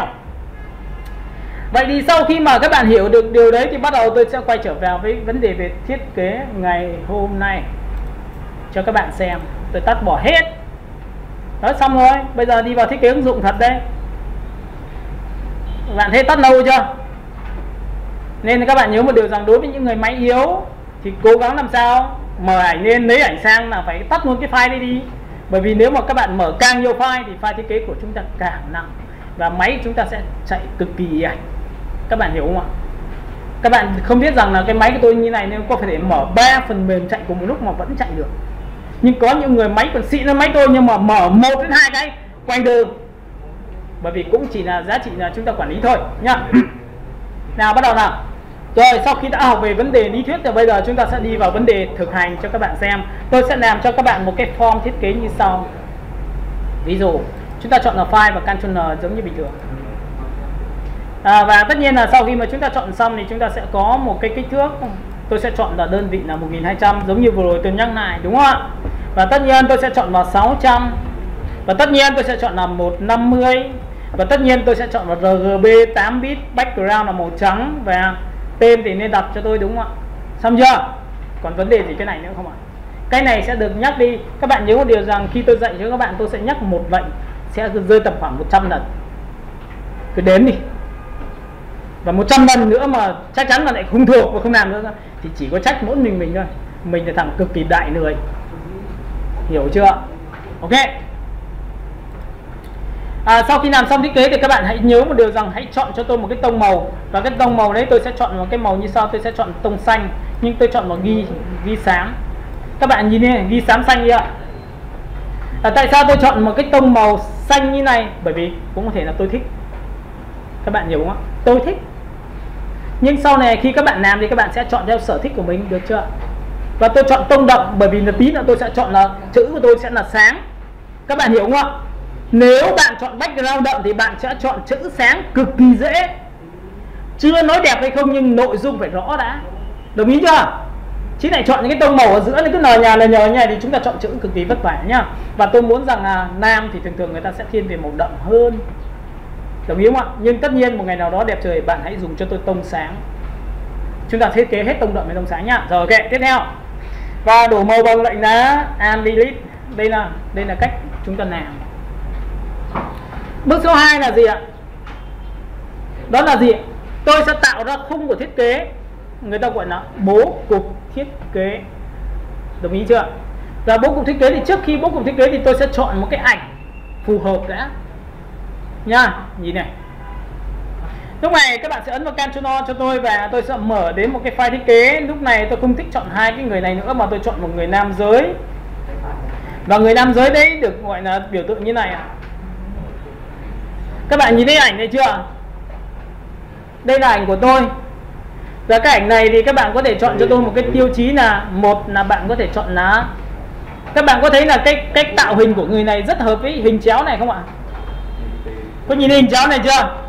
Vậy thì nhớ một điều rằng là đối với một người thiết kế mà lại biết chụp ảnh thì có phải đi chụp ảnh sẽ theo bố cục của mình không ạ?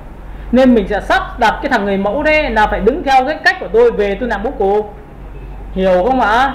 Nhưng nếu mà chúng ta lại không biết chụp ảnh thì có phải là chúng ta bị phụ thuộc chúng nó không? Ok. Và hôm nay tôi sẽ dạy cho bạn một chiêu thức là cách tạo bố cục theo khuôn mẫu hay là cách tạo dáng của người mẫu, chứ không phải là thầy Khánh dạy như thế nào về mình cũng ộp nguyên như vậy. Như cái ảnh khác của chúng ta thì lại câu chuyện khác rồi, đúng không ạ? Nào, Ctrl A biết là gì chưa? Là chọn hết. Ctrl C là copy. Và cách đưa ảnh xong file thiết kế thì có phải sang bên này paste vào không ạ? Rồi Ctrl V. Được chưa? Và có nhiều người bảo thầy ơi, thầy có thể chọn cho em một cái màu nó có thể xịn sò hơn được không, và nó có thể là kéo được màu thế cái. Các bạn đã bao giờ ra ngoài đường thấy một cô gái đeo nơ màu hồng và đi đôi giày màu hồng chưa? Chưa bao giờ. Người ta gọi là kéo màu đấy ạ. Hiểu chưa đã? Mặc áo màu hồng, giày màu hồng nha, hoặc là đeo túi màu hồng, ví dụ thế. Người ta sẽ có tính năng kéo màu. Vậy thì để muốn lấy màu được cho thiết kế một cách chuẩn xác thì người ta có thể lấy màu từ sản phẩm. Và lấy màu từ sản phẩm thì tội gì mà chúng ta không chọn phím Y ngắn. Y ngắn chính là copy màu từ sản phẩm. Em thấy không ạ? Nào, Y ngắn nhá. Nhớ Y ngắn chưa? Nó có biểu tượng giống này à. Vậy thì tôi chọn màu áo của thằng này được không các bạn? Nào, tôi chọn là nó được không ạ? Các bạn nhìn thấy chọn màu áo của nó chưa? Nhìn nhá, chỉ vào đây, chỉ vào thằng chỗ vị trí của thằng người này, được chưa? Chỉ chưa? Chỉ vào chỗ này thì màu sáng hơn này, chỉ vào chỗ này thì màu đậm hơn này, được chưa? Vậy thì sau khi chỉ vào màu này thì các bạn có đồng ý với tôi là tôi có thể đổ cái màu background theo màu áo của nó được không các bạn? Có được không các bạn? Vậy thì chúng ta làm như thế có bao giờ bị nạc tông không? Không bao giờ bị lệch tông màu chúng nó đâu ạ. Người ta gọi là lấy màu từ sản phẩm đây ạ. Hiểu chưa? Tư duy có rất nhiều nhưng đấy là một trong những cách làm khôn. Và tất nhiên muốn đổ màu cho background thì tôi phải chọn background, đúng chưa em? Và chúng ta sẽ làm một cái công việc như sau. Chúng ta sẽ dùng lệnh biểu tượng lá and delete là đổ màu phía gì? Đổ màu phía trên, đúng không ạ? Các bạn có thấy màu tôi tối hơn chưa? Màu tối hơn, trùng màu này, được chưa? Rồi xong. Phần thứ hai tôi sẽ chọn vào, tôi muốn chọn vào nước ảnh phía trên thì tôi theo thói quen thì tôi có thể chuột phải và chọn vào nơi đầu tiên thì có phải là nó không em? Kéo sang tầm này được không các bạn? Hãy nhớ một điều này nhá. Còn để muốn chỉnh ra màu theo màu của cái là da, nâu, xám, vàng, tại vì có cái màu theo kiểu Gucci thì tôi có thể chỉnh được, nhưng mà không phải bài hôm nay. Tôi mà làm như thế nó hơi bị quá sức so với các bạn là chỉnh blend màu ấy. Ok, như này. Rồi tiếp theo các bạn nhớ nhá, sau khi tôi đã có ảnh xong thì lúc này chúng ta lập ra một layer mới, đồng ý chưa? Và layer này thì tôi sẽ chọn cho nó một cái layer màu trắng cho các bạn dễ nhìn. Tôi cứ đổ màu trắng đã tính sau. Nào, đổ màu trắng nào. Các bạn có nhìn thấy là phủ trên toàn bộ không? Và nó che luôn cái người không ạ? Với cái ảnh này tôi nghĩ rằng là tôi cần phải điều chỉnh nó đi một tí bằng lệnh là Ctrl T. Các bạn biết Ctrl T là gì không ạ? Là thay đổi kích thước của đối tượng của chúng ta, mà đối tượng của chúng ta đang là hình màu trắng mà. Chúng ta thay đổi được không ạ? Nào, Ctrl T. Nào, khi Ctrl T xong thì các bạn nhìn thấy điểm neo của tôi chưa? Những cái điểm này nhìn thấy chưa? Rồi, nhưng Các bạn có thấy rằng là khi tôi làm như này các bạn có nhìn thấy cái ảnh dưới không? Vậy tại sao chúng ta không ấn opacity bằng 50? Biết opacity chưa? Thấy chưa? Thấy quan trọng không? Opacity chính là trong mờ của đối tượng, chính là cái này này. Vậy thì khi mà tôi kéo vào thì tôi có thể ước chừng là nó đến đâu được không ạ? Nó phù hợp với thằng người mẫu dưới được không ạ? Đúng chưa? Còn sau này làm siêu không cần phải làm trò này nữa. Nhưng chúng ta đi từng bước cực kỳ chắc chắn này, Ctrl T. Các bạn sẽ nhìn thấy tôi kéo từ trái qua phải được như này không ạ? Kéo như này các bạn có nhìn thấy bị đồng dạng chưa? Vậy thì trong giá trị ấn vào Ctrl T mà bạn muốn kéo từ một cạnh sang từ trái qua phải, từ phải qua trái thì bạn giữ thêm phím Shift cho tôi. Giữ chặt Shift này. Cái này sẽ không áp dụng với phiên bản đời cũ là CC 2017-18. Bắt đầu lên 19 thì nó có tính năng là bỏ Shift nhá. Còn khi ấn vào Shift thì thay đổi một góc này, các bạn nhìn này, cầm này, kéo này. Các bạn nhìn thấy ngay của tôi chưa? Đến đây hợp lý chưa các bạn? Đến đây hợp lý chưa? Người đã chuẩn rồi. Chuẩn chưa? Rồi tiếp theo nhá. Sau khi làm xong đây thì trong cái công cụ phím Ctrl T nó có tính năng là thay đổi một góc, một cạnh của đối tượng. Biết Ctrl T kéo một cạnh đúng không? Nhưng bây giờ tôi muốn tạo độ vát chéo theo cái tay của người ta có được không ạ? Thì các bạn nhớ nhé, phím Ctrl này cực kỳ quan trọng này. Ấn vào phím Shift rồi là thay đổi một cạnh, như ấn về phím Ctrl là ấn vào góc của đối tượng có thể thay được. Nhìn nhá, ấn Ctrl này, các bạn để ý này, tôi chưa ấn Enter nhá, nhìn này, cầm này, cầm đối tượng là một góc này, kéo đây như này được không các bạn? Các bạn nhìn đâu ạ? Các bạn có thấy tôi kéo ra chưa? Và các bạn có thấy là cái cạnh này và song song với cái cánh tay áo chưa? Hiểu cái này của tôi chưa đã? Và tất nhiên là chúng ta có thể thay đổi kéo vòng bằng ngay này, tôi lại giữ Shift tôi lại kéo vào đây, được không ạ? Được chưa? Đến đây, xong tôi lại giữ phím Ctrl tôi lại kéo đây, được không ạ? Xong chưa? Các bạn hiểu cái đoạn này chưa đã? Rồi, sau khi ưng ý rồi các bạn ấn Enter giúp tôi. Enter. Nhìn Enter chưa? Nhìn Enter chưa? Rồi, bây giờ thì chúng ta sẽ làm sao tăng giá trị là 100%. Được chưa? Nào, tiếp theo này. Với cái hình màu trắng này chúng ta có thể nhân bản nó lên được. Thì tôi sẽ dạy cho các bạn về cái cách nhân bản nhá. Hay được gọi là cách copy. Thì các bạn phải ghi này. Để muốn copy một đối tượng chúng ta sẽ dùng tiêu chí là Ctrl G. Nhớ nhá, nhìn này, nhớ là chúng ta muốn copy cái gì thì chúng ta phải chọn vào layer đó. Đây, tôi đang chọn màu trắng, tôi muốn copy nó thành 2 thì tôi ấn vào Ctrl G. Thì các bạn có nhìn thấy hai cái layer đấy tôi màu trắng không ạ? Tôi kéo ra cho bạn xem này, có phải có hai cái màu trắng chưa? Nhưng nhớ một điều rằng là chúng ta muốn tạo ra một cái background cho nó ảo diệu thì chúng ta phải cho cái background này xuống dưới cái background copy. Có hiểu không? Copy thì thường thường nó sẽ là lên phía trên. Tôi cho xuống dưới được không ạ? Nào, cho xuống dưới nha. Thì lúc này các bạn có thấy tôi kéo phát được ngay không ạ? Cho xuống dưới một layer bằng lệnh gì ạ? Tôi hỏi lệnh nhá. Thì có phải lệnh là Ctrl ngoặc vuông bên tay trái không ạ? Đúng chưa? Phải là lên trên, xuống dưới là Ctrl ngoặc vuông bên tay trái, xuống dưới này. Các bạn nhìn này, tôi kéo ra ngoài, nhìn thấy kéo ra ngoài chưa? Đây ở phía dưới này, các bạn nhìn thấy phía dưới chưa? Nhưng hai cái này là màu trắng thì đâu các bạn biết là cái thằng nào trên hay dưới đâu. Các bạn có đồng ý với tôi không? Nên các bạn có biết rằng là quản lý nó, sau khi mà những đối tượng cùng màu có thấy vất vả không ạ? Không biết được đúng không? Nào bây giờ tôi hỏi bạn nhé, tôi kéo lệch như vậy. Đây tôi kéo lệch cho bạn như này được không ạ? Nhìn kéo lệch như này được không ạ? Tôi có thể ấn số 5 được không các bạn? Số 5 opacity 50 này. Các bạn nhìn này chưa? Thì người ta gọi là thế nào gọi là sắc độ. Đây là đậm. Đây là trung gian. Chỗ này trung gian này em. Trung gian là lớp sáng hơn lớp nền và tối hơn lớp ở phía trên. Người ta gọi là trung gian. Đậm, trung gian và sáng. Hiểu cái này chưa đã? Vậy thì thiết kế của chúng ta mới có chiều sâu đấy ạ. Ok, tôi đã có được cái hình này. Sau đó tôi có thể ấn vào Ctrl G tiếp được không ạ? Tôi lại nhân bản cái layer này lên một độ nữa là Ctrl G. Và sau khi Ctrl G xong tôi xả thấp cái này xuống, tôi có phải là dịch chuyển như này được không các bạn? Và tất nhiên lúc này tôi không chọn 50 mà là tôi sẽ chọn 30. Các bạn có thấy không ạ? Ngay tức tôi đã có một sự chuyển độ từ đậm, trung gian và sáng. Lúc này các bạn nhớ một điều rằng bây giờ cái công việc của chúng ta là gì ạ? Chúng ta chỉ việc cho cái ảnh này chui vào cái khung này, có nghĩa là chúng ta đã thành công về mặt thiết kế, về mặt gì? Bố cục cho ảnh vào khung. Các bạn sẽ bắt gặp những cái bố cục cho ảnh vào khung này ở các giá trị nhà thiết kế bất động sản. Rồi các bạn sẽ làm ở trong những Vietcombank. Các bạn biết Vietcombank người ta vẽ một khung xong người ta cho vào á, nhưng cái khung của nó lại phù hợp với logo nhà nó, còn logo nhà mình thì mình chưa biết, đúng không? Nhưng đây là bố cục dạng cơ bản để cho các bạn biết rằng tôi đang tạo ra từ Ctrl T, vẽ đổ màu xong. Nào, bây giờ các bạn có đồng ý tôi tích vào đây thì có phải tôi chọn vào ảnh không ạ? Đấy, nếu mà không quản lý được nha, sau này có 1000 layer, có 100 layer thì xin lỗi ngồi đấy mà ngáp.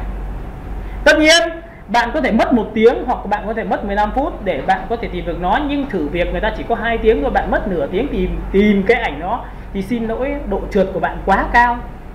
Chứ chưa nói là người ta phải làm xong sớm, người ta chỉnh nó đẹp lên, đúng không các bạn? Nào, vậy thì lúc này tôi nói cho các bạn biết là tôi sẽ chọn vào đây, tôi chọn cái ảnh, tôi cho lên trên tất cả được không ạ?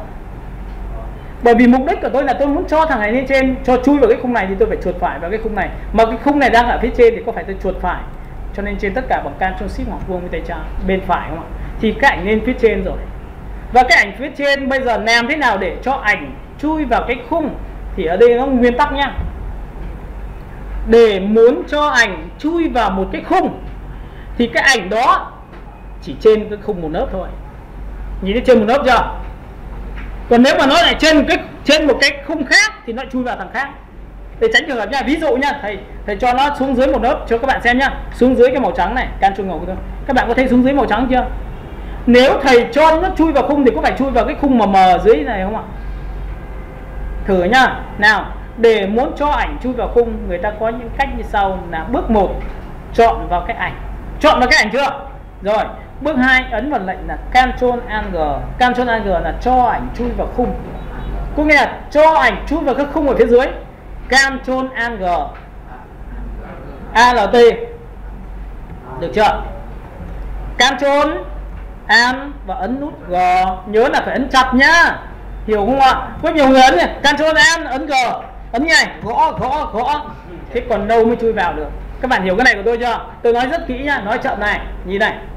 Để muốn cho ảnh chui vào khung thì ảnh đầu tiên phải nằm trên cái khung. Nằm trên chưa? Nhưng tôi đang đưa cho các bạn ví dụ là cái khung của tôi đang bị opacity. Các bạn có nhìn thấy cái nêu dưới này đang bị 30% chưa? Các bạn có nhìn thấy 30% chưa? Có nhiều người nhầm cái này kinh khủng luôn. Bởi vì sao? Cứ nghĩ chúng ta là giỏi lắm về quản lý thì chuột choạc, chả đâu vào mới đâu. Ồ nên chân nặng, ui cái này đơn giản mà em làm được, đúng rồi. Mỗi tội tí là chưa chui vào là đất cho chui vào được. Tất nhiên loay hoay thì mất tiếng thì cũng ra, nhưng mà vấn đề là lúc đấy thì chúng ta quá mất thời gian. Trong khi đó tôi đã dạy rất kỹ cái phần này, đúng không ạ? Các bạn nhìn này, bước 1 chúng ta phải chọn vào ảnh. Bước 2 ảnh của chúng ta phải làm sao? Nằm trên cái khung đó, cũng là trên cái layer khung ở dưới và layer ảnh phía trên, được chưa? Cho cái ảnh chui vào khung thì phải chọn vào cái ảnh. Có nghĩa là mình muốn tác động vào cái ảnh này cho chui vào thì chúng ta phải chọn ảnh đã. Chúng ta chọn vào lệnh là Ctrl Alt G. Nhớ là ấn chặt cùng một lúc, được không ạ? Chứ không phải gõ từng cái là không vào. Được chưa? Rồi, ấn vào nhá, Ctrl Alt G. Các bạn có thấy là nó bị làm sao ạ? Nó chui vào rồi, nhưng nó bị làm sao ạ? Nó lại chui vào lớp dưới, mà lớp dưới đâu phải là mục đích của tôi đâu ạ. Tại sao tôi lại cho vào lớp dưới để cho các bạn biết? Bởi vì sau này tất cả layer của chúng ta đều là màu trắng mà. Các bạn biết layer màu trắng chưa ạ? Nhìn nó giống nhau không ạ? Giống nhau một cách kinh khủng. Nếu mà chúng ta không chọn opacity, không có lớp nền màu đậm xuống dưới thì chúng ta phân biệt kiểu quái gì bây giờ? Vậy các bạn có biết cái bài toán mà chuột phải chọn vào layer không ạ? Quan trọng không? Cực kỳ quan trọng đúng không? Ok, Ctrl Z này. Ctrl Z này làm lại được không ạ? Rồi, bây giờ như này nhá. Vậy thì nhiệm vụ của chúng ta có phải là cho lên phía trên không các em?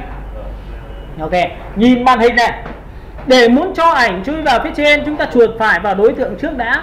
Cho lên trên tất cả thì có nghĩa là cho lên trên màu nêu màu số 2. Đúng không ạ? Rồi ok, tích Ctrl Shift ngoặc vuông bên tay phải. Có thấy lên trên chưa? Điều kiện nhá, để muốn cho ảnh chui vào một khung thì ảnh phải nằm trên cái layer đó. Đúng chưa? Thấy đúng điều kiện chưa? Làm cái quái gì cũng phải nhìn vào layer, chứ đừng có gọi là thuộc vẹt nhá. Và đừng bao giờ tôi đã nói cho các bạn gì, nếu là siêu thì sau này hãy siêu đi. Còn bây giờ ấy, cứ coi như chúng ta là con số 0. Đúng không ạ? Nào, các bạn sẽ nhìn vào đây, tôi ấn vào Ctrl Alt G, các bạn có thấy là ảnh chui vào chưa? À, tôi nói cho các bạn biết đây là một trong tiêu chí ảnh mà đẹp, bố cục đẹp và chữ mà đẹp nữa thì xin lỗi là cái này chắc chắn là sẽ kiếm được 300.000 trên một giá trị đấy nha. Nhưng ảnh mà xấu, bố cục xấu thì làm cái quái gì cũng xấu. Và trong một bản thiết kế thì các bạn phải nhớ một điều rằng nó phải đầy đủ nội dung. Và phần thứ hai là phải có khu đất dành cho nó. Khu nào dành cho ảnh, khu nào dành cho text, khu nào dành cho logo thì phải có. Các bạn hiểu cái này của tôi chưa? Chứ trong khi đó có nhiều người thiết kế cái này cũng ảnh, cái này cũng ảnh, mỗi tội là chữ đấy đặt rồi, chữ không biết đặt vào chỗ nào. Bây giờ làm nào bây giờ? Các bạn có thấy là cái này liệu nó có nổi không ạ?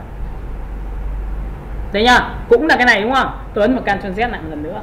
Tôi tắt mắt này đi được không? Biết tắt mắt không em?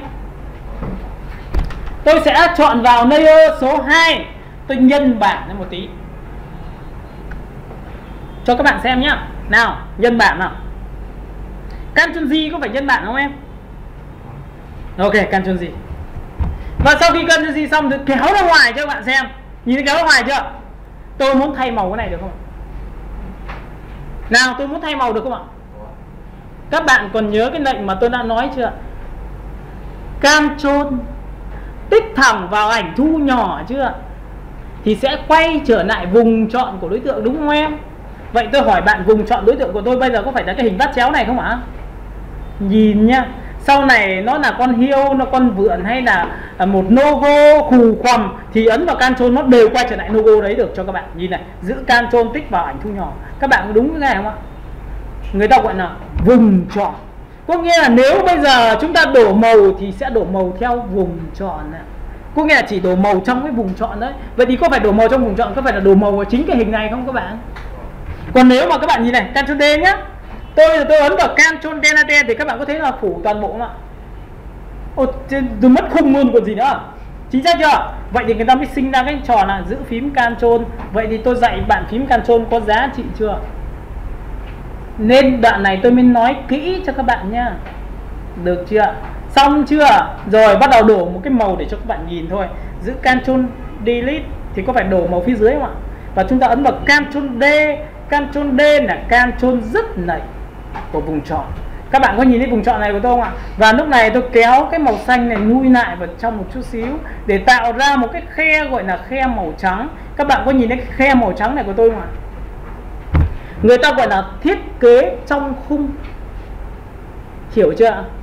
Có nghĩa là tôi tạo ra một cái khung ảnh và cho cái ảnh vào thì tất cả những thiết kế cực kỳ sắc nét, luôn luôn sắc nét, nhưng nó lại tạo ra một giá trị không được ưu việt sau khi các bạn làm về những chiều sâu về thiết kế cho những bài sau nữa, bởi vì là nó sẽ không có sự mềm mại, không có sự chuyển màu, bởi vì lý do chúng ta mới học thì chúng ta phải an toàn đã.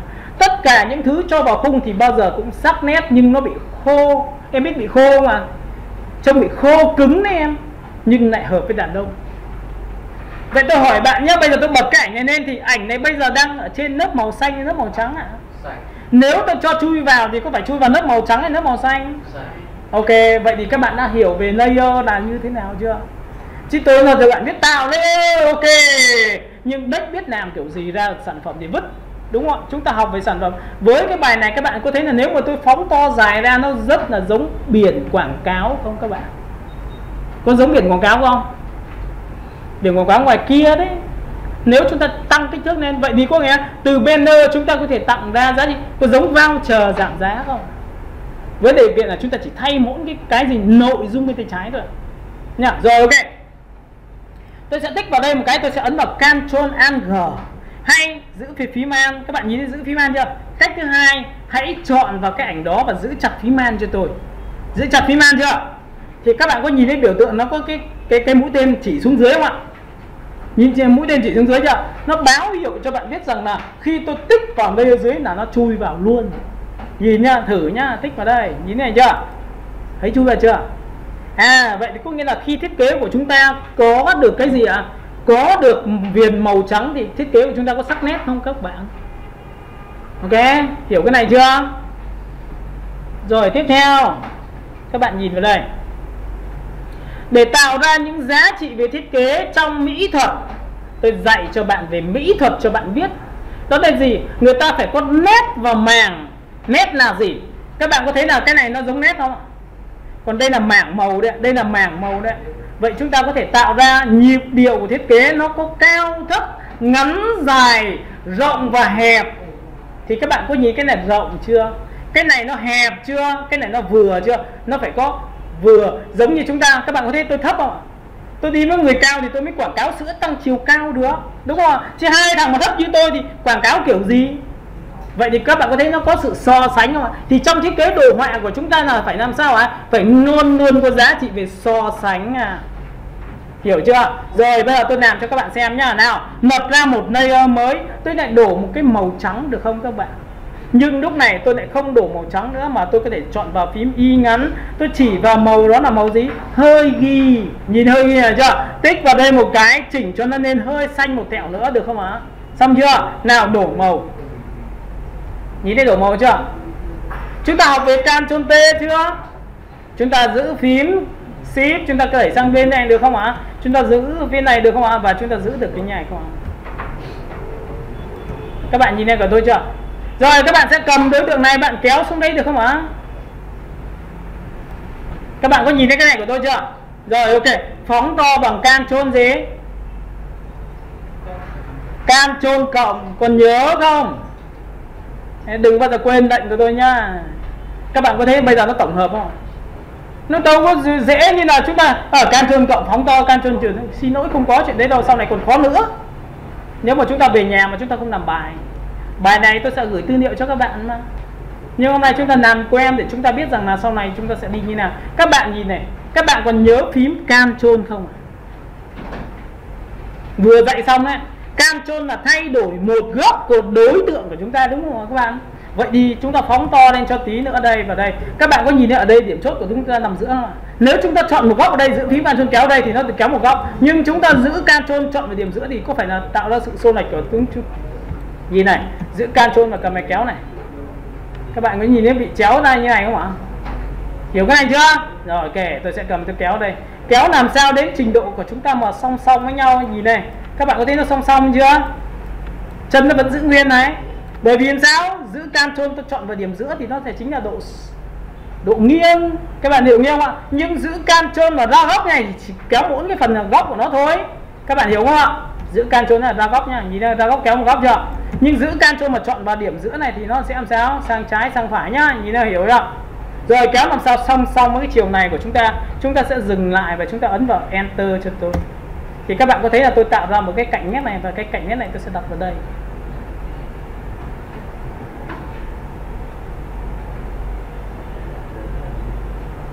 Và cái này các bạn nhớ một điều rằng tôi sẽ ấn vào số 2. Các bạn nhìn số 2 của tôi chưa? Ok. Tiếp theo thằng người này tôi nên đẩy lui vào bên trong một tí, bởi vì tôi phải hở cái đồng hồ ra để cho mọi người nhìn thấy là tôi có đồng hồ. Tôi quảng cáo cho đồng hồ mà. Có đúng không ạ? Rồi tiếp theo xong chưa? Rồi cũng tương tự như vậy, tôi ấn vào phím lại lập ra một layer mới trên cùng. Tôi lại đổ một cái khung màu xanh. Và khung màu xanh tôi lại ấn vào Ctrl T và tôi này mất thời gian không? Bởi vì chúng ta mới chỉ đi được đó là hình cơ bản và dùng kéo thôi. Thế tôi sẽ đặt cho nó giá trị như sau: 50% và Ctrl T. Tôi sẽ giữ phím Shift, tôi kéo sang bên tay trái và tôi sẽ đẩy bên tay này ra. Được không ạ? Các bạn có nhìn thấy cái hình này của tôi chưa? Với cái hình này các bạn nhớ một điều rằng tôi sẽ đặt ở vị trí đây. Tôi sẽ giữ phím Ctrl thì có phải tôi cầm lên tôi kéo này, nó có phải xô lệch như này không các bạn? Hiểu cái này của tôi chưa? Ok, sau khi kéo xong này tôi buông Ctrl này, tôi ra góc tôi kéo được như này không các bạn?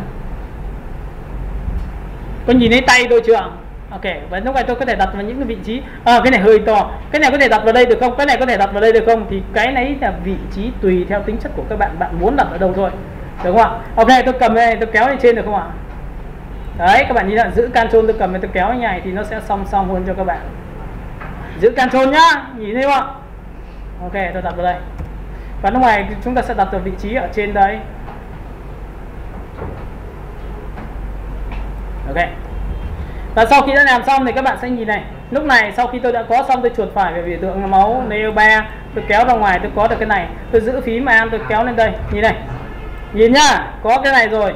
Chúng ta ấn vào Ctrl J thì có phải có hai cái này không các bạn? Tôi cầm tôi kéo vào trong đây. Và cái này thì các bạn nhớ một điều rằng đang là 30, 20 thì tôi sẽ tăng lên 40 để nó có độ sáng khác nhau. Đúng không ạ? Tôi lại chuột phải vào biểu tượng màu 3, số 3 được không ạ? Tôi lại ấn vào Ctrl G thêm một lần nữa thì có phải có hai cái này không ạ? Tôi kéo xuống cái này.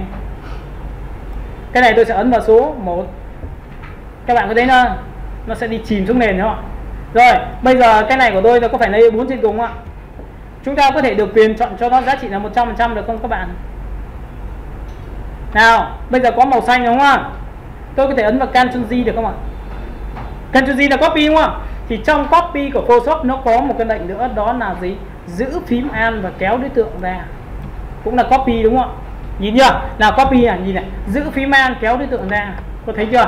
Copy. Và sau khi copy xong thì tôi sẽ đổi màu cho cái này cho các bạn để các bạn dễ nhìn hơn bằng giữ phím Ctrl và quay trở lại vùng chọn.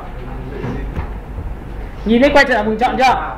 Tôi sẽ đổ màu cho các bạn một cái biểu tượng là màu trắng nhá. Nhìn thấy màu trắng của tôi chưa? Nhìn ra đổ màu lại nhá. Để muốn quay trở lại vùng chọn cho đối tượng, chúng ta giữ phím Ctrl và tích thẳng vào ảnh thu nhỏ của đối tượng. Có thấy quay trở lại vùng chọn chưa? Đổ màu bằng lệnh gì? Alt Delete là đổ màu trắng. Nhìn thấy màu trắng tôi bên tay phải chưa? Ok, tôi nghĩ rằng những cái lệnh này chúng ta cần về phải thực hành đúng không ạ? Rồi, sau khi mà đưa vào đây thì các bạn có thấy là cái ảnh này của tôi hai cái bằng nhau không ạ? Ok. Nào chúng ta ấn vào Ctrl T và chúng ta thu nhỏ lại như này không ạ? Thu nhỏ như này tôi ấn Enter và bắt đầu tôi dịch chuyển bằng tay như gì này. Có những cái thầy phải dịch chuyển bằng tay này, xuống dưới này. Các bạn có thấy là tôi tạo ra một cái khung thứ hai là ở chỗ này không các bạn? Nhìn thấy khung này chưa? Rồi, sau khi đã có khung này thì người ta gọi là tổng quan là thằng đàn ông. Còn trích đoạn là phải có là một hình ảnh của đồng hồ đúng không ạ? Tôi sẽ kiếm một hình ảnh đồng hồ chui vào cái màu trắng đó. Được không ạ? Và tôi ấn vào Ctrl On lần thứ hai. Và lúc này chúng ta sẽ chọn đến một cái thư viện được gọi là thư viện ảnh. Tôi chọn vào ổ F. Tôi chọn vào biểu tượng là thư viện ảnh. Tôi chọn vào D. D là đồng hồ. Và sau đó thì các bạn hãy chọn cho tôi một cái đồng hồ trông nó xịn sò một tí. Ví dụ tôi tích vào đây một cái. Nhìn đồng hồ chưa? Đáng nhẽ đấy, cái đồng hồ này là phải là đồng hồ trên tay của nó đấy. Nhưng tôi không có. Các bạn nhớ, còn nếu làm cho khách hàng thật đấy là khách hàng sẽ cung cấp cho mình cạnh của sản phẩm đó. Còn bây giờ tôi đang dạy cho các bạn về cái cách thức nên thiết kế. Tôi ấn vào Ctrl E là chọn hết, Ctrl C là copy. Đúng không ạ? Sau khi copy xong thì bạn được quyền tắt file thiết kế, tắt cái ảnh đó đi. Nhìn tắt chưa? Và sau khi tắt xong thì các bạn nhớ nhá, để muốn cho ảnh chui vào khung của cái nào thì chúng ta phải làm sao? Chuột phải chọn vào khung cái đó. Nhìn thấy layer 4 chưa? Nào bây giờ nếu tôi ấn vào Ctrl V thì có phải nó trên layer 4 copy không ạ? Nào Ctrl V. Ảnh có to không các bạn? Nếu ảnh to như này thì làm nào để cho nó thu nhỏ? Vậy trước khi thu nhỏ thì không cần phải opacity đâu, cứ cho chui vào đã rồi mình nhấn Ctrl T sau cũng được không ạ? Ctrl Alt G đúng không ạ? Hay là giữ phím Alt tích vào đây đúng không ạ? Đúng chưa? Có hai cách tích vào đây cái. Có thấy chui vào chưa? Và chui vào như này có to không các bạn? Tôi ấn vào Ctrl T và tôi thu nhỏ như này không ạ? Và nhớ một điều rằng khi thu nhỏ thì phải tôi thu nhỏ làm sao để nhìn được chi tiết của cái đồng hồ nó đẹp nhất có thể. Còn sau này khi bạn học về cách cắt cái đồng hồ ra thì bạn phải dùng pen bạn đưa nó ra. Thì người ta gọi là bố cục trong khung và ngoài khung. Có nghĩa thằng này nó trong khung nhưng sản phẩm đồng hồ của chúng ta phải ra ngoài khung. Người ta gọi là tương phản giữa trong và ngoài. Còn cái này là tổng quan, còn cái này là trích đoạn. Các bạn hiểu cái này của tôi chưa? Ok, và lúc này tôi đặt vào đây. Có nhiều người rất là vui tính là còn chơi trò là xoay như này được không các bạn? Có thể xoay được không ạ? Vậy thì Ctrl T của chúng ta khi ra góc chúng ta có thể xoay được. Nhìn thấy ra góc chưa? Ok, tiện thể tôi nói Ctrl T là có thể kéo từ trái qua phải bằng Shift rồi đúng không? Thì chúng ta có thể xoay được bằng cách là tôi xoay như này thì có phải nó dễ nhìn không ạ? Rồi, lại thu nhỏ được không ạ? Thu nhỏ làm tí được không ạ? Rồi, ok. Và tôi đẩy sang như này được chưa? Nào, Enter được không các bạn? Thấy được chưa? Hợp lý chưa? Enter. Xong. Thế là bố cục tôi đã tạm thời tôi đã đặt vào như thế này rồi. Xong chưa các bạn? Tiếp theo này. Các bạn có thấy là tôi chuột phải vào biểu tượng cái phần phía dưới là cái thằng này màu xanh không ạ? Tôi có thể copy ra một cái mới được không các bạn? Copy bằng lệnh gì ạ? Rồi, Ctrl G hoặc rồi, ok, giữ phím Alt tôi đặt vào đây được không ạ? Cái này có to không các bạn? Tôi có thể ấn nhỏ lại bằng Ctrl T và tôi ra góc, tôi thu nhỏ được như này không các bạn? Enter được không các bạn? Và lúc này tôi đặt vào đây được không các bạn? Như thế này chưa? Người ta gọi là trang trí. Từ cái này tôi có thể giữ phím man rồi tôi copy, giữ phím man copy xuống thằng dưới được không ạ? Mà thằng dưới được như này không các bạn? Liệu tôi có thể opacity bằng 10 được không các bạn? Để nó trùng với cái sắc độ thằng phía dưới được không ạ? Ok 10. Nhìn thấy chưa? Nhìn thấy có hình chưa? Nhưng lại không bị tranh chấp vào hình chính. Hình chính tôi là gì? Là người mẫu. Hình chính tôi là gì? Là đồng hồ, hai thằng đấy là xuất sắc nhất. Còn những thằng khác chỉ là phụ thôi à. Có hiểu tiêu chí tôi đang làm cho các bạn xem không ạ? Ok. Tiếp theo. Sau khi tạo xong bố cục rồi thì các bạn thấy rằng cái background này các bạn có yêu không? Nếu bạn không yêu, bạn có thể đi kiếm những cái background khác được không? Rồi tìm thôi, Ctrl O này tiếp tục. Như theo thông lệ bình thường thì tôi sẽ chọn vào đây và tôi sẽ chọn vào background. Các bạn có nhìn thấy cái background này của tôi không ạ? Đấy, rất nhiều thể loại background. Các bạn có thích lá cây không? Các bạn có thích da rắn không? Có. Ok. Rồi chọn da rắn trước nhá. Rồi ok. Cầm đối tượng này, nhìn thấy không ạ? Cầm này, giữ chặt chuột. Nhớ nhá, giữ chặt chuột này, kéo vào trong Photoshop. Chừng nào xuất hiện Photoshop rồi đặt lên đây dấu cộng, có nhìn dấu cộng mà giữ chặt, vẫn giữ chặt chuột nhá. Buông tay ra, thế là mở luôn cái da rắn. Có nghĩa là người ta mở file. Ok. Vậy nếu mà bạn mở thấy nhiều cách này mở khoai lắm. Vậy thì chúng ta hãy mở theo cách thông thường là Ctrl O đi giúp tôi cái ạ. Vậy thì trước khi mở thì chúng ta phải biết rằng cái này nó nằm ở đâu ở đây ạ? Nó nằm ở ổ F, nó nằm ở thư viện ảnh, nó nằm ở background, nó nằm ở BG đúng không ạ? Copy đường dẫn này, Ctrl C, nhìn đúng không ạ? Sau đó chúng ta sang bên này, chúng ta ấn vào biểu tượng gì? File, Ctrl O. Và sau khi Ctrl O xong thì bạn tích vào đây, bạn ấn vào Ctrl V giúp tôi được không ạ? Nhìn thấy Ctrl V chỗ này chưa? Enter. Chuẩn chưa? Có phải năn chuột xuống thì chúng ta sẽ có cái gì? Nào, năn chuột xuống xem nào, ra bắn đâu rồi? Chạy đâu rồi không biết. Đâu em? Đây, đúng chưa? Rồi, thấy này chưa? Vậy thì mình muốn đưa cái da rắn vào background có được không các bạn? Ok, Ctrl E chọn hết. Ctrl C là copy và sang file thiết kế thì chúng ta sẽ làm sao? Trước khi cho vào đâu thì chúng ta phải chuột phải chọn vào đó. Nhìn chỗ này chưa? Nào, Ctrl V. Da rắn như thế này thì tôi nghĩ rằng có cần xoay không các bạn? Ctrl T. Giữ shift. Thực ra là ai cũng sẽ thích cái này thôi, nhưng mà vấn đề là các bạn có thấy rằng là khi tôi tạo như này thì có phải cái da rắn bị tranh chấp cái này không ạ? Các bạn học về opacity chưa? Học opacity chưa? Số 2. Nhìn thấy chìm vào nền chưa? Đây là một cách sử dụng một cách sơ bộ và cơ bản nhất thôi ạ. Còn nếu mà làm đẹp thì người ta phải làm cho ảnh ấy chuyển vào nền cơ, thì nó mới là xuất sắc. Nó vẫn giữ được sắc độ, nó không bị mờ về thiết kế. Các bạn hiểu cái này chưa? Ok, bỏ qua. Cái thứ hai, các bạn ấn vào Ctrl O, các bạn được quyền thử background nhiều lần để cho nó đẹp hơn, cho nó tốt hơn. Có nhiều người bảo là em thích giá trị công nghệ, đây công nghệ đây. Ctrl E chọn hết, Ctrl C copy và sang file thiết kế thì Ctrl V. Và các bạn có nhìn thấy phần này của tôi không ạ? Em ra đi. Rồi ok, chúng ta thu nhỏ đối tượng này lại và chúng ta đặt vào đây được không ạ?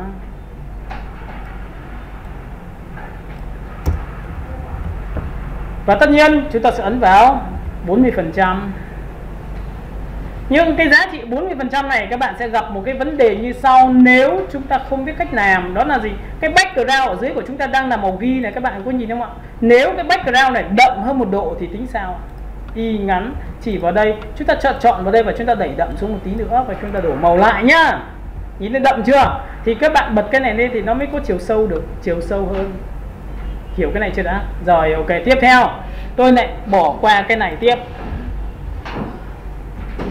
Bỏ qua nhá.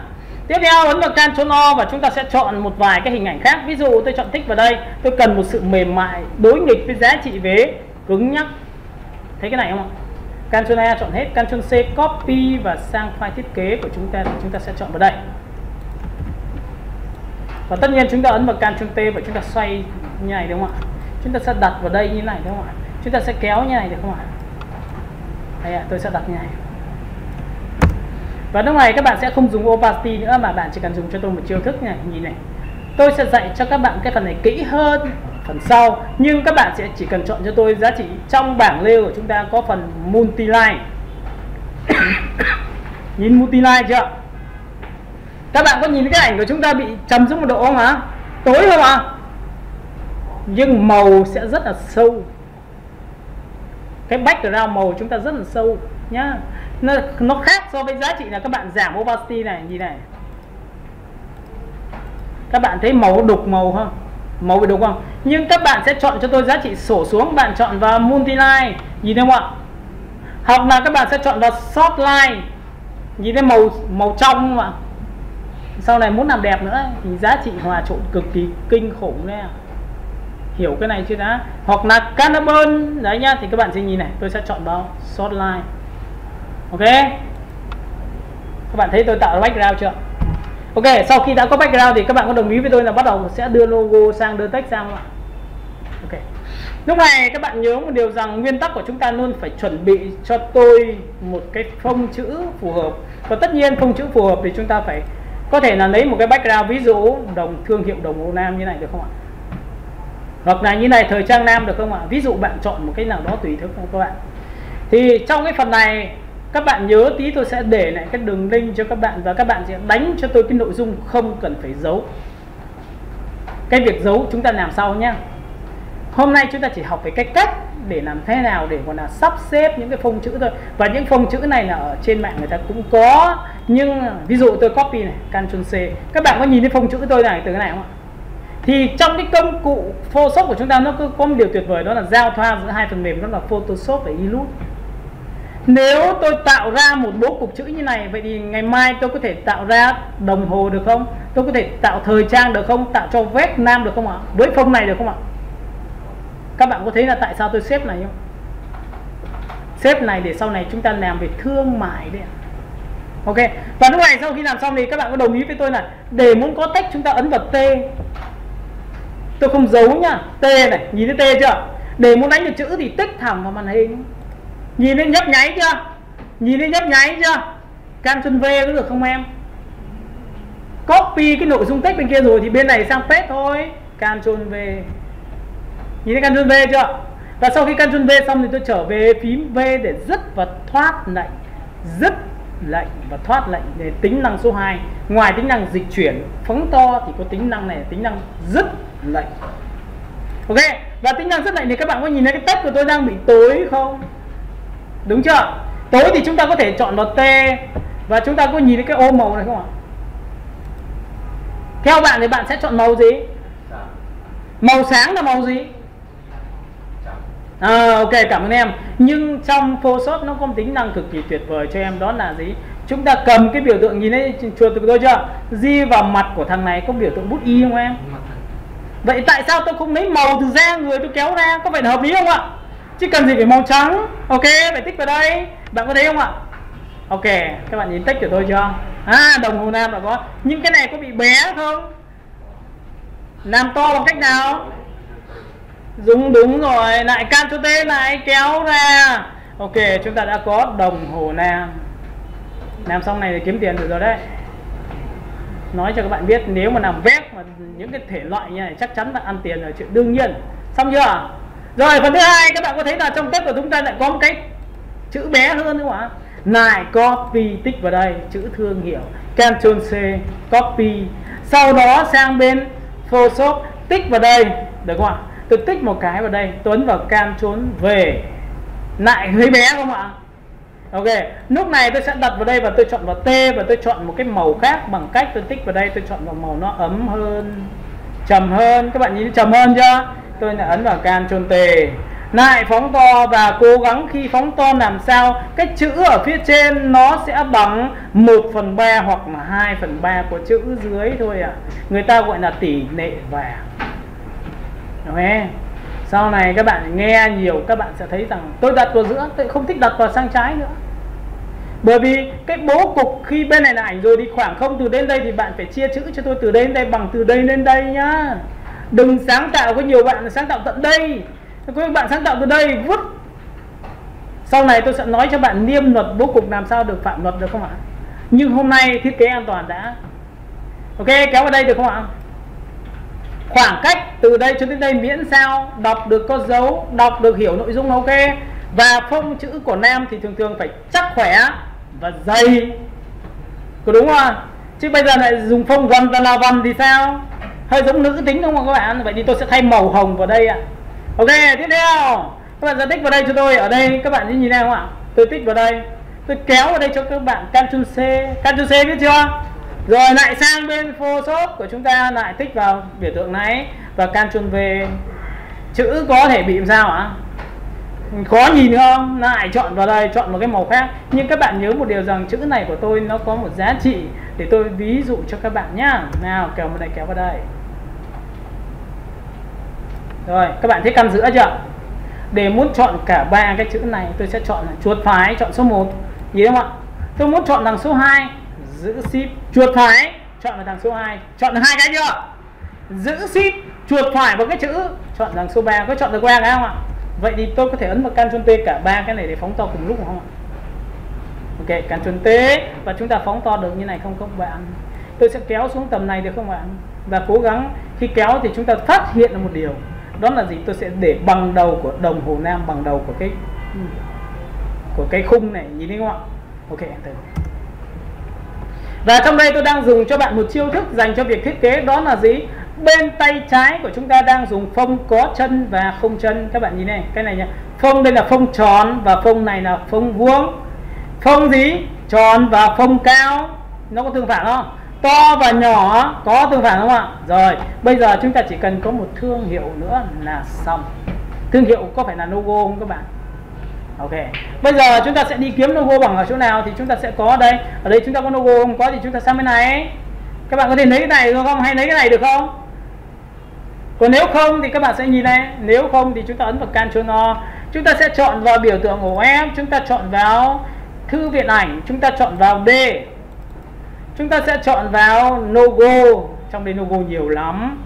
Logo của thương hiệu, đúng không ạ? Chúng ta có thể chọn logo này được không các bạn? Nào, và cái biểu tượng logo này nó ký hiệu là chữ PNG. Nhìn thấy PNG chưa? Hãy lên trên Google search logo.png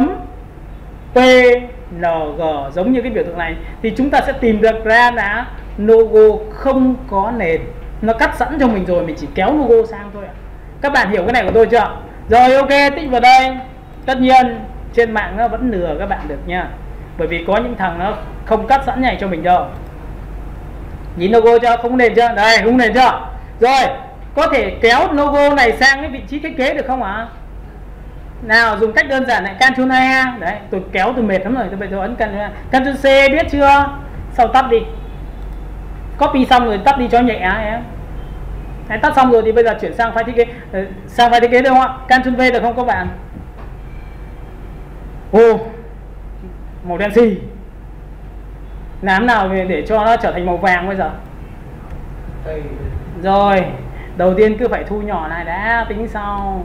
Và logo đừng có cho to quá, được không ạ? Rồi, đặt vào đây, đặt vào căn giữa được không ạ? Đặt lên trên đây ạ. Nào, logo màu đen này, các bạn có đồng ý với tôi là tôi giữ phím gì? Ctrl và quay trở lại vùng chọn không ạ? Nhìn đây, giữ Ctrl là tích thẳng vào ảnh này. Thì có phải quay trở lại vùng chọn của cái ảnh này không ạ? Và sau khi cho ảnh là thì có phải là tôi sẽ chọn cho nó một cái màu, ví dụ tôi sẽ chọn tông hơi nâu vàng như này được không các bạn? Nào, đổ màu nhá. Có phải đổ màu bằng lệnh Alt Delete thì có phải đổ màu cho logo không ạ? Các bạn có biết cái lệnh quay trở lại vùng chọn chưa? Vừa rồi tôi đã quay trở lại vùng chọn của cái gì khung đúng không? Bây giờ tôi lại quay trở lại vùng chọn của logo đúng không? Đúng chưa? Rồi, bây giờ có nhiều người bảo thầy ơi, nhưng em thích logo nó phải bằng vàng cơ, cho nó sang trọng, đúng không? Vậy logo bằng vàng thì chúng ta phải kiếm đâu? Ảnh bằng vàng có được không các bạn? Ok. Ctrl O. Chúng ta sẽ chọn vào biểu tượng của F. Chúng ta chọn vào Photoshop. Chúng ta sẽ chọn vào biểu tượng là giáo trình. Chúng ta sẽ chọn vào đây và chúng ta sẽ chọn một cái biểu tượng như thế này. Các bạn có nhìn thấy cái màu vàng này của tôi không ạ? Tôi hỏi bạn cái này có phải là ảnh không ạ? Cái logo có phải là khung không ạ? Vậy cho ảnh chui vào khung được không ạ? Thì có phải nó chui vào trong logo không ạ? Nó cũng giống như là ảnh chui vào cái khung vắt chéo đúng không ạ? Giống nhau. Ctrl A lại chọn hết, Ctrl C lại copy, và sau đó thì tắt bỏ cái này được không các bạn? Rồi xong. Dạy đúng giờ, hôm nay tôi sẽ kết thúc đúng bài này là đúng giờ cho các bạn xem. Nhìn này, xong chưa? Ctrl V được không ạ? Nhưng trước khi Ctrl V thì phải làm sao? Phải chuột phải chọn vào layer đó để chắc chắn là cái ảnh của chúng ta chỉ trên layer một lần thôi. Có đúng không? Tôi nhắc lại cái này rồi chưa? Nên bạn nào mà quên cái này thì chắc chắn sẽ bị là gặp là trường hợp là ôi thế rồi, mình copy vào đâu? Mình bị sai chỗ nào? Bởi vì các bạn có thấy tôi phải nhắc đi nhắc lại nhiều lần cái này không ạ? Nha, Ctrl V. Thế to. Bây giờ tôi cho ảnh chui vào thì bằng lệnh gì ạ? Rồi như nào, nó là Ctrl Alt gì? Rồi thử nhá, vậy thì các bạn sẽ nhìn thấy Ctrl Alt G. Được chưa? Ảnh có to không các bạn? To không ạ? Ctrl T. Thu nhỏ bằng Ctrl trừ. Giữ cầm kéo đây. Phóng to bằng Ctrl cộng. Hãy chọn vị trí nào của cái đồng hồ, của cái chất liệu vàng nó đẹp nhất cho tôi được không ạ?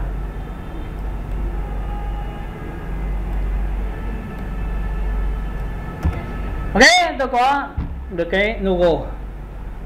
Được không ạ? Rồi bây giờ có nhiều người bảo là em muốn chữ của em cũng phải bằng vàng. Ok, vậy thì chúng ta xét sau được không ạ? Nào bây giờ để muốn tạo ra một sự yêu hơn, bắt mắt hơn, tôi chuột phải chọn vào biểu tượng thương hiệu, tôi chuột phải chọn vào đồng hồ nam, tôi chuột phải chọn vào, tôi kéo xuống một tí nữa để nguyên tắc logo phải cách xa so với cụm chữ. Khoảng cách từ logo đến chữ nội dung phải xa hơn là từ chữ đến chữ. Dòng trên dòng dưới này phải xa hơn nhá. Các bạn hiểu cái này của tôi chưa? Có nghĩa là khoảng cách từ đây đến đây nó phải xa hơn từ đây xuống đây nhá. Xong bài này đấy, các bạn về nhà các bạn phải làm cho tôi tất cả những cái dòng liên quan đến nam giới cho tôi. Nước hoa nam có làm được không ạ? Túi sách của nam có làm được không ạ? Ví da của nam có làm được theo cách này không ạ? Tôi đảm bảo cho bạn biết một chiêu thức này có thể làm được rất nhiều ngành nghề khác nhau, nhưng bố cục chưa có sự biến đổi. Bởi vì sao tôi muốn dành cái buổi hôm nay là buổi dạy nó phải cực kỳ kỹ, chỉ làm một sản phẩm thôi. Còn buổi sau chúng ta sẽ làm nữ giới nhá. Buổi sau chúng ta sẽ làm nước hoa, buổi sau thì chúng ta sẽ làm spa. Ok, thì bắt đầu nào hoa hết các kiểu background nó phải phù hợp, đúng không? Chứ không phải là thể loại cứng cứng như này được. Ok, tiếp theo này, các bạn đã bao giờ biết lệnh là quay trở lại vùng chọn cho đối tượng chưa? Rồi tôi làm cho bạn xem nhá. Chuột phải vào biểu tượng là số 6, có đúng không? Có phải là logo không các bạn? Chuột phải có phải này, có phải vào logo chưa? Số 8 phải logo không em? Sai. Lý do tại vì cái ảnh của mình chui vào cái logo rồi, nên bạn nếu mà chuột phải vào cái logo nó phải nằm ở đâu ạ? Chuột phải nó nằm ở đâu, số mấy ạ? Đấy, tư duy này là tư duy gọi là phán đoán. Mình có cần phải nhìn vào layer làm gì đâu em. Nhưng mà vậy thì có phải là tôi hỏi bạn, tôi giữ phím Ctrl tôi quay trở lại vùng chọn chưa? Tôi hỏi bạn tiếp theo một lần nữa là tôi sẽ đặt xuống layer dưới. Tại sao đặt lên dưới? Bởi vì tôi lập ra một layer mới. Layer mới để làm gì? Tôi muốn đổ một cái màu đậm hơn để tôi làm cái bóng cho cái logo, có được không các bạn? Thì nó có phải là dưới cái logo không ạ? Các bạn thấy tại sao tôi phải chọn layer dưới chưa? Ok, đổ màu nhá. Vậy đổ màu đấy thì phải là màu xanh gì? Xanh đậm được không ạ? Đào xanh đậm nào. Xanh đậm, thấy xanh đậm chưa? Đổ màu nhá. Đổ màu thì có phải đổ màu trong vùng chọn không em? Ok, and delete. Các bạn thấy đổ được chưa? Các bạn thấy đổ được chưa? Thực ra là đổ được rồi, nhưng vấn đề nó nằm dưới cái logo thì chúng ta không nhìn được, có đúng không? Vậy thì các bạn có đồng ý với tôi là sau này siêu được cần quá thì phải nhìn đúng không ạ? Ok, Ctrl D là gì? Ctrl D là gì ạ? Dứt lệnh đúng không? Nào tôi kéo lại cho bạn xem nhé, có phải có cái đấy không ạ? Có cái logo của tôi chưa? Có đúng logo này chưa? Đây, kéo vào khu vực sáng rồi sẽ nhìn này, nhìn trên logo này, nhìn logo cho này chưa? Vậy tôi hỏi bạn. Nào các bạn nhìn này, nếu tôi đặt lệch như này, tôi phóng to cho các bạn xem.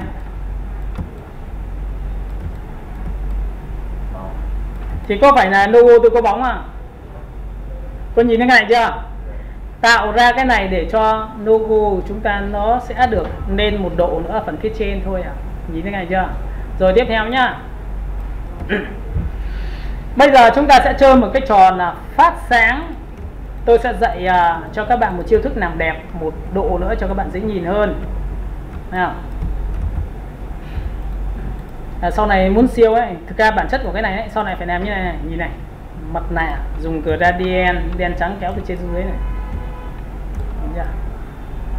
nhìn chỉ mà nền chưa, và cái nền này nó phải đủ độ đậm này, y ngắn này, chọn vào đây này, đổ màu này, nhìn này của tôi chưa, và cái này này, các bạn nhìn này chưa, cái này chúng ta overlay, hay là chúng ta chọn vào biểu tượng phát sáng này, hay là chọn vào biểu tượng làm tươi lên, ví dụ overlay, Ctrl G lên một độ nữa, các bạn thấy không? Đây nó gọi là chìm vào nền đúng nghĩa này, thì cái chữ này mới bắt mắt này, nhưng mà đấy là vấn đề sau. Còn hôm nay thì chúng ta mới chỉ học đến đây thôi, có nhìn thấy cái này không ạ? Nên là các bạn có thấy là cái phần nền dưới nó vẫn tranh chấp phần chữ chưa? Còn sau này muốn làm đẹp ánh sáng phát ra, tôi cho các bạn xem đủ trò luôn. Nào, tiếp theo chúng ta ấn vào Ctrl O. Hôm nay chúng ta sẽ đi đến một cái thứ đó là ổ web. Chúng ta chọn vào thư viện ảnh, chúng ta chọn vào biểu tượng là background, chúng ta sẽ chọn vào phần texture. Và trong phần texture của tôi thì các bạn sẽ nhìn thấy tại sao tôi lại nhiều ánh sáng thế. Ví dụ đây là một thể loại ánh sáng, có nhìn này không ạ? Đây là một thể loại ánh sáng người ta dùng trong cả phim đấy ạ. Người ta dùng một cái ảnh cho các bạn. Ctrl E là gì? Ctrl C là gì? Ctrl E là chọn hết, Ctrl C là copy, và sau đó bạn tắt đi. Cái này các bạn làm được không? Sau này tôi dạy thì bạn làm được cái này, thấy chưa? Cái quái gì cũng làm được, nhưng mà có những thằng nó làm sẵn rồi thì phải có nên làm không ạ? Đúng chưa? Nhưng chúng ta phải là người kiểm soát đó. Tôi ấn vào Ctrl V, có thấy tối om không các bạn? Nhìn thấy om chưa?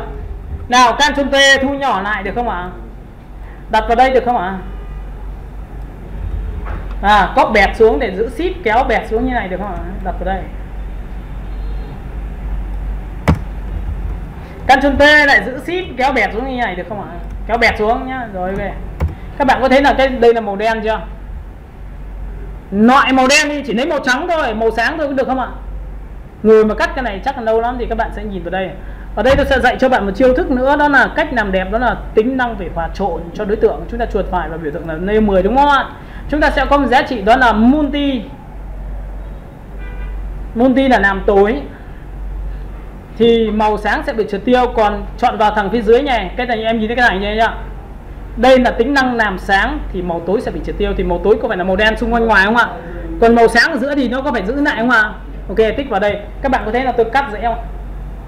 Nhìn tính năng phát sáng chưa? Ok, hiểu cái này chưa đã? Nếu bạn chưa thấy hợp lý, bạn được quyền chọn cho tôi giá trị gì. Tôi muốn rằng cái đồng hồ nam này tôi tích vào đây một cái, tôi muốn thiên về hơi cam một tí được không ạ?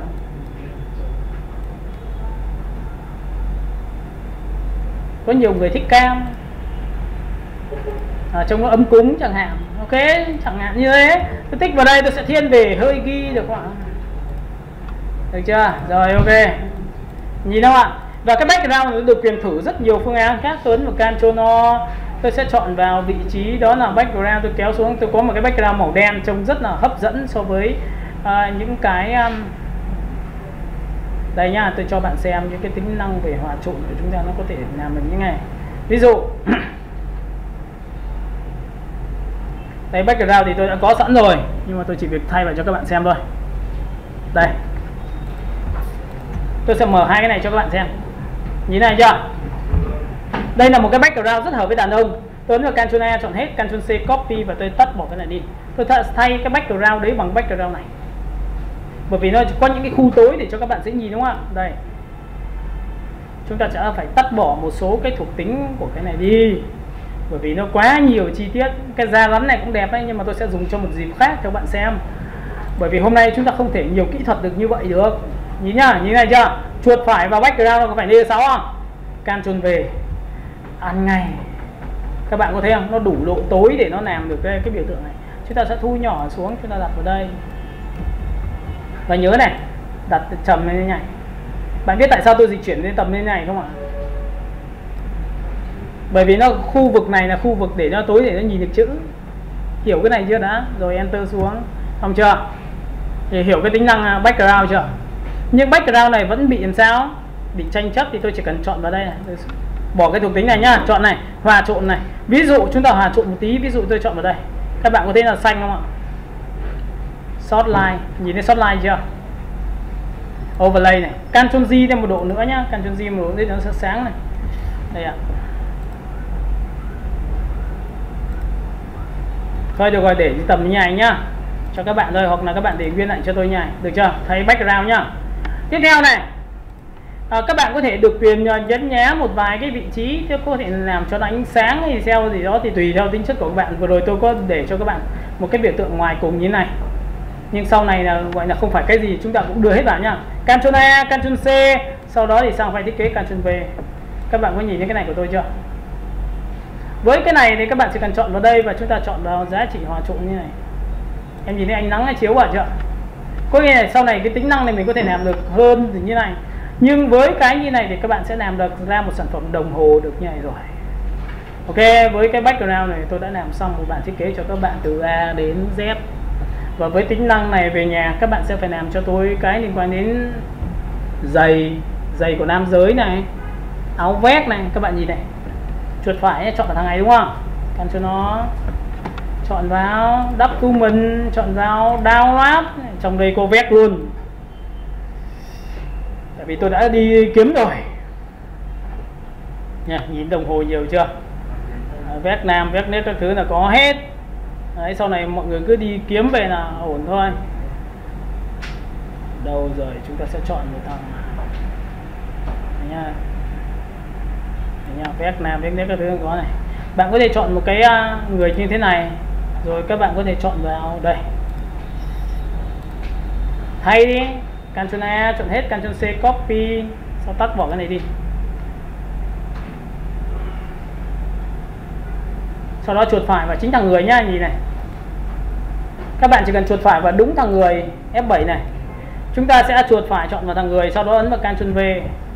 Sau khi Ctrl V xong thì chọn vào Ctrl Alt G là cho chui vào đúng không? Sau đó thì chúng ta ấn vào Ctrl T và thu nhỏ lại.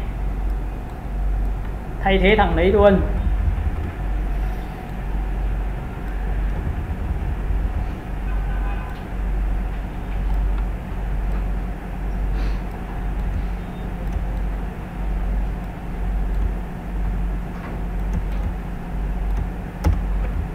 Đó, các bạn nhìn này chưa? Đó, thì tất nhiên là mình sẽ phải chỉnh làm sao. Còn tất nhiên là để sau này để muốn cho toàn bộ tất cả khung cảnh của chúng ta nó phải nhuốm màu xanh, thì chúng ta tính mức độ chuyên nghiệp rồi thì chúng ta chỉ cần chọn vào vị trí trên cùng và nhìn này, phủ cho nó tí blend màu cho các bạn xem nhá. Nhìn này, Caliburn. Sau khi chọn Caliburn xong thì các bạn sẽ ở đây nó sẽ chia cho chúng ta đó là vị trí sáng, vị trí tối và vị trí gì? Trung gian. Thì trong vị trí này là vị trí trung gian, các bạn có thể đẩy ra sang xanh. Các bạn sẽ đẩy xanh này cho tôi. Nhìn chưa? Trước và sau nhá, tắt mắt này. Các bạn có thấy là chỗ này là ánh xanh chưa? Rồi, phần thứ hai bạn nhìn này. Chúng ta sẽ chọn vào đây là shadow là vùng tối, là những cái chỗ vị trí tối này. Bạn có thấy cho ám xanh không ạ? Bạn thích cho ám xanh không? Ok, kéo sang xanh. Các bạn nhìn thấy xanh này của tôi chưa? Có thấy cùng tông không? Đấy, cái vấn đề là các bạn có thấy là ghép ảnh thì nó đâu có cùng tông đâu ạ. Nhưng mà mình chỉnh thì nó lại cùng tông hết, các bạn nhớ nhá. Và bạn biết là màu xanh thì đối nghịch với màu gì không ạ? Màu xanh này đối nghịch màu gì không ạ? Đối nghịch với màu vàng. Tí nữa tôi sẽ nói có sách mách có chứng cho các bạn là khi blend màu chúng ta phải hiểu màu đối nghịch là gì. Tại vì tông màu của nước ngoài người ta sẽ chỉnh theo cách đấy. Highlight là vùng gì? Highlight là vùng gì? Vùng sáng có phải trên mặt của thằng đàn ông không? Có phải vùng sáng trên đồng rồi trên thế này không? Các bạn sẽ ánh cho tôi tí vàng, cầm vàng kéo này. Các bạn nhìn da mặt chưa? Vàng chưa? Nhìn này. Đầu tiên ở đây nhé, kéo ở đây da mặt vàng chưa? Da mặt muốn vàng và hồng hào lên một tí. Đàn ông trông nó phải hồng hào tí. Ok, cầm này kéo tí này. Các bạn nhìn thấy không ạ? Nhìn da mặt chưa? Ok. Xong rồi đấy ạ. Nhìn này, trước và sau. Hiểu chưa? Còn tất nhiên muốn chỉnh mà mặt mà ánh sáng chiếu vào thằng này nó phải có độ bóng ấy. Dễ không mà. Nhìn này cho bạn xem luôn. Chúng ta chọn vào Level. Và tất nhiên sau khi chọn vào Level xong thì tôi sẽ sổ xuống, tôi chọn vào hòa trộn làm sáng ảnh. Nhìn sáng chưa? Có thể sáng quá cao à? Chuột phải vào biểu tượng chọn vào Blending Option. Đoạn này không cần học nha. Những cái đoạn mà chỉnh màu của tôi không yêu cầu các bạn học. Tôi chỉ cần yêu cầu các bạn làm cho tôi bố cục là được rồi. Nhưng chúng ta có thể chỉnh sâu sắc hơn được. Nhìn này, tôi có thể chỉnh được ánh sáng chiếu trên cái mặt thằng đàn ông này cơ mà. Nhìn nhá. Chúng ta sẽ chọn phần bên dưới, chúng ta kéo vào đây. Có nhìn thấy da mặt của tôi không ạ? Đến đây được chưa? Các bạn có thấy là tất cả những cái diễn viên nổi tiếng người ta trước khi đi đóng phim người ta phải trang điểm không ạ? Trông người giàu mỡ trên mặt nhưng mà lỗ chân lông vẫn đều nhau đấy. Các bạn biết không? Nhìn nhá, đến đây là giữ phím Alt tách ra. Các bạn có nhìn thấy ánh sáng chiếu trên mặt chưa? Nhìn này, trước sau này. Ok, cho các bạn xem trước này. Không thấy ánh sáng chiếu trên mặt đúng không? Người ta gọi là gầy sáng. Nhìn ánh sáng chiếu trên mặt chưa? Chiếu trên trán chưa? Chiếu trên tay chưa? Còn sau này các bạn biết không? Tôi có thể chỉnh riêng môi, tôi có thể chỉnh riêng mắt màu xanh, tôi có thể chỉnh tóc đủ các thể loại màu được mà. Nên người ta mới gọi là khi mà bạn chỉnh được điều đấy thì bạn mới làm cho poster trong bar club. Em biết cái bọn mà DZ rồi, những bọn đó người ta chỉnh tóc đỏ, tóc xanh, tóc vàng, nhưng đằng sau background nó phải cực kỳ oách, đúng không ạ? Nào, sau khi bạn làm xong, bạn nhìn thấy chưa? Trước và sau. Tôi cho bạn xem thằng người nhá. Đấy, đây là một phiên bản thiết kế cho việc ngày hôm nay. Còn tất nhiên hôm nay tôi chưa dạy cho bạn dùng tư liệu của người ta có sẵn là chữ tôi bằng vàng nó sẽ như thế nào. Thế mọi người hiểu cái này chưa? Rồi nhá, thầy sẽ gửi bài tư liệu cái này về ảnh này, về ảnh nhá, về logo này, được chưa? Sau đó thì các bạn sẽ làm cho tôi một cái thiết kế như thế này. Nhưng về nhà tìm cho thầy một cái kiểu dạng như sau. Bài tập tư liệu nhá. Thứ nhất, bạn sẽ tìm vào cho tôi tất cả những hình ảnh về làm đẹp, từ mỹ phẩm, thời trang, đồng hồ. Các bạn có thể tìm trên trang như sau. Bật mạng đã. Hôm nay chúng ta nán lại một tí nhé, thầy sẽ hướng dẫn cho các bạn. Bật mạng không tí nữa này, tại vì nó sẽ ảnh hưởng đến mọi người. Rồi, chúng ta sẽ vào một cái trang đó là Google. Ai cũng biết đúng không? Tôi cũng biết. Và sau khi vào trang này xong thì các bạn sẽ bật tiếp cho tôi một cái giá trị nữa. Mạng, mỗi tội cái mạng của cái chỗ này nó hơi bị kém. Nap 3, nap 4, nap 1, 2, nap mình là nap 2. Ok, chọn vào đây. Bây giờ chắc có lẽ nó khỏe hơn tí. Rồi, may quá.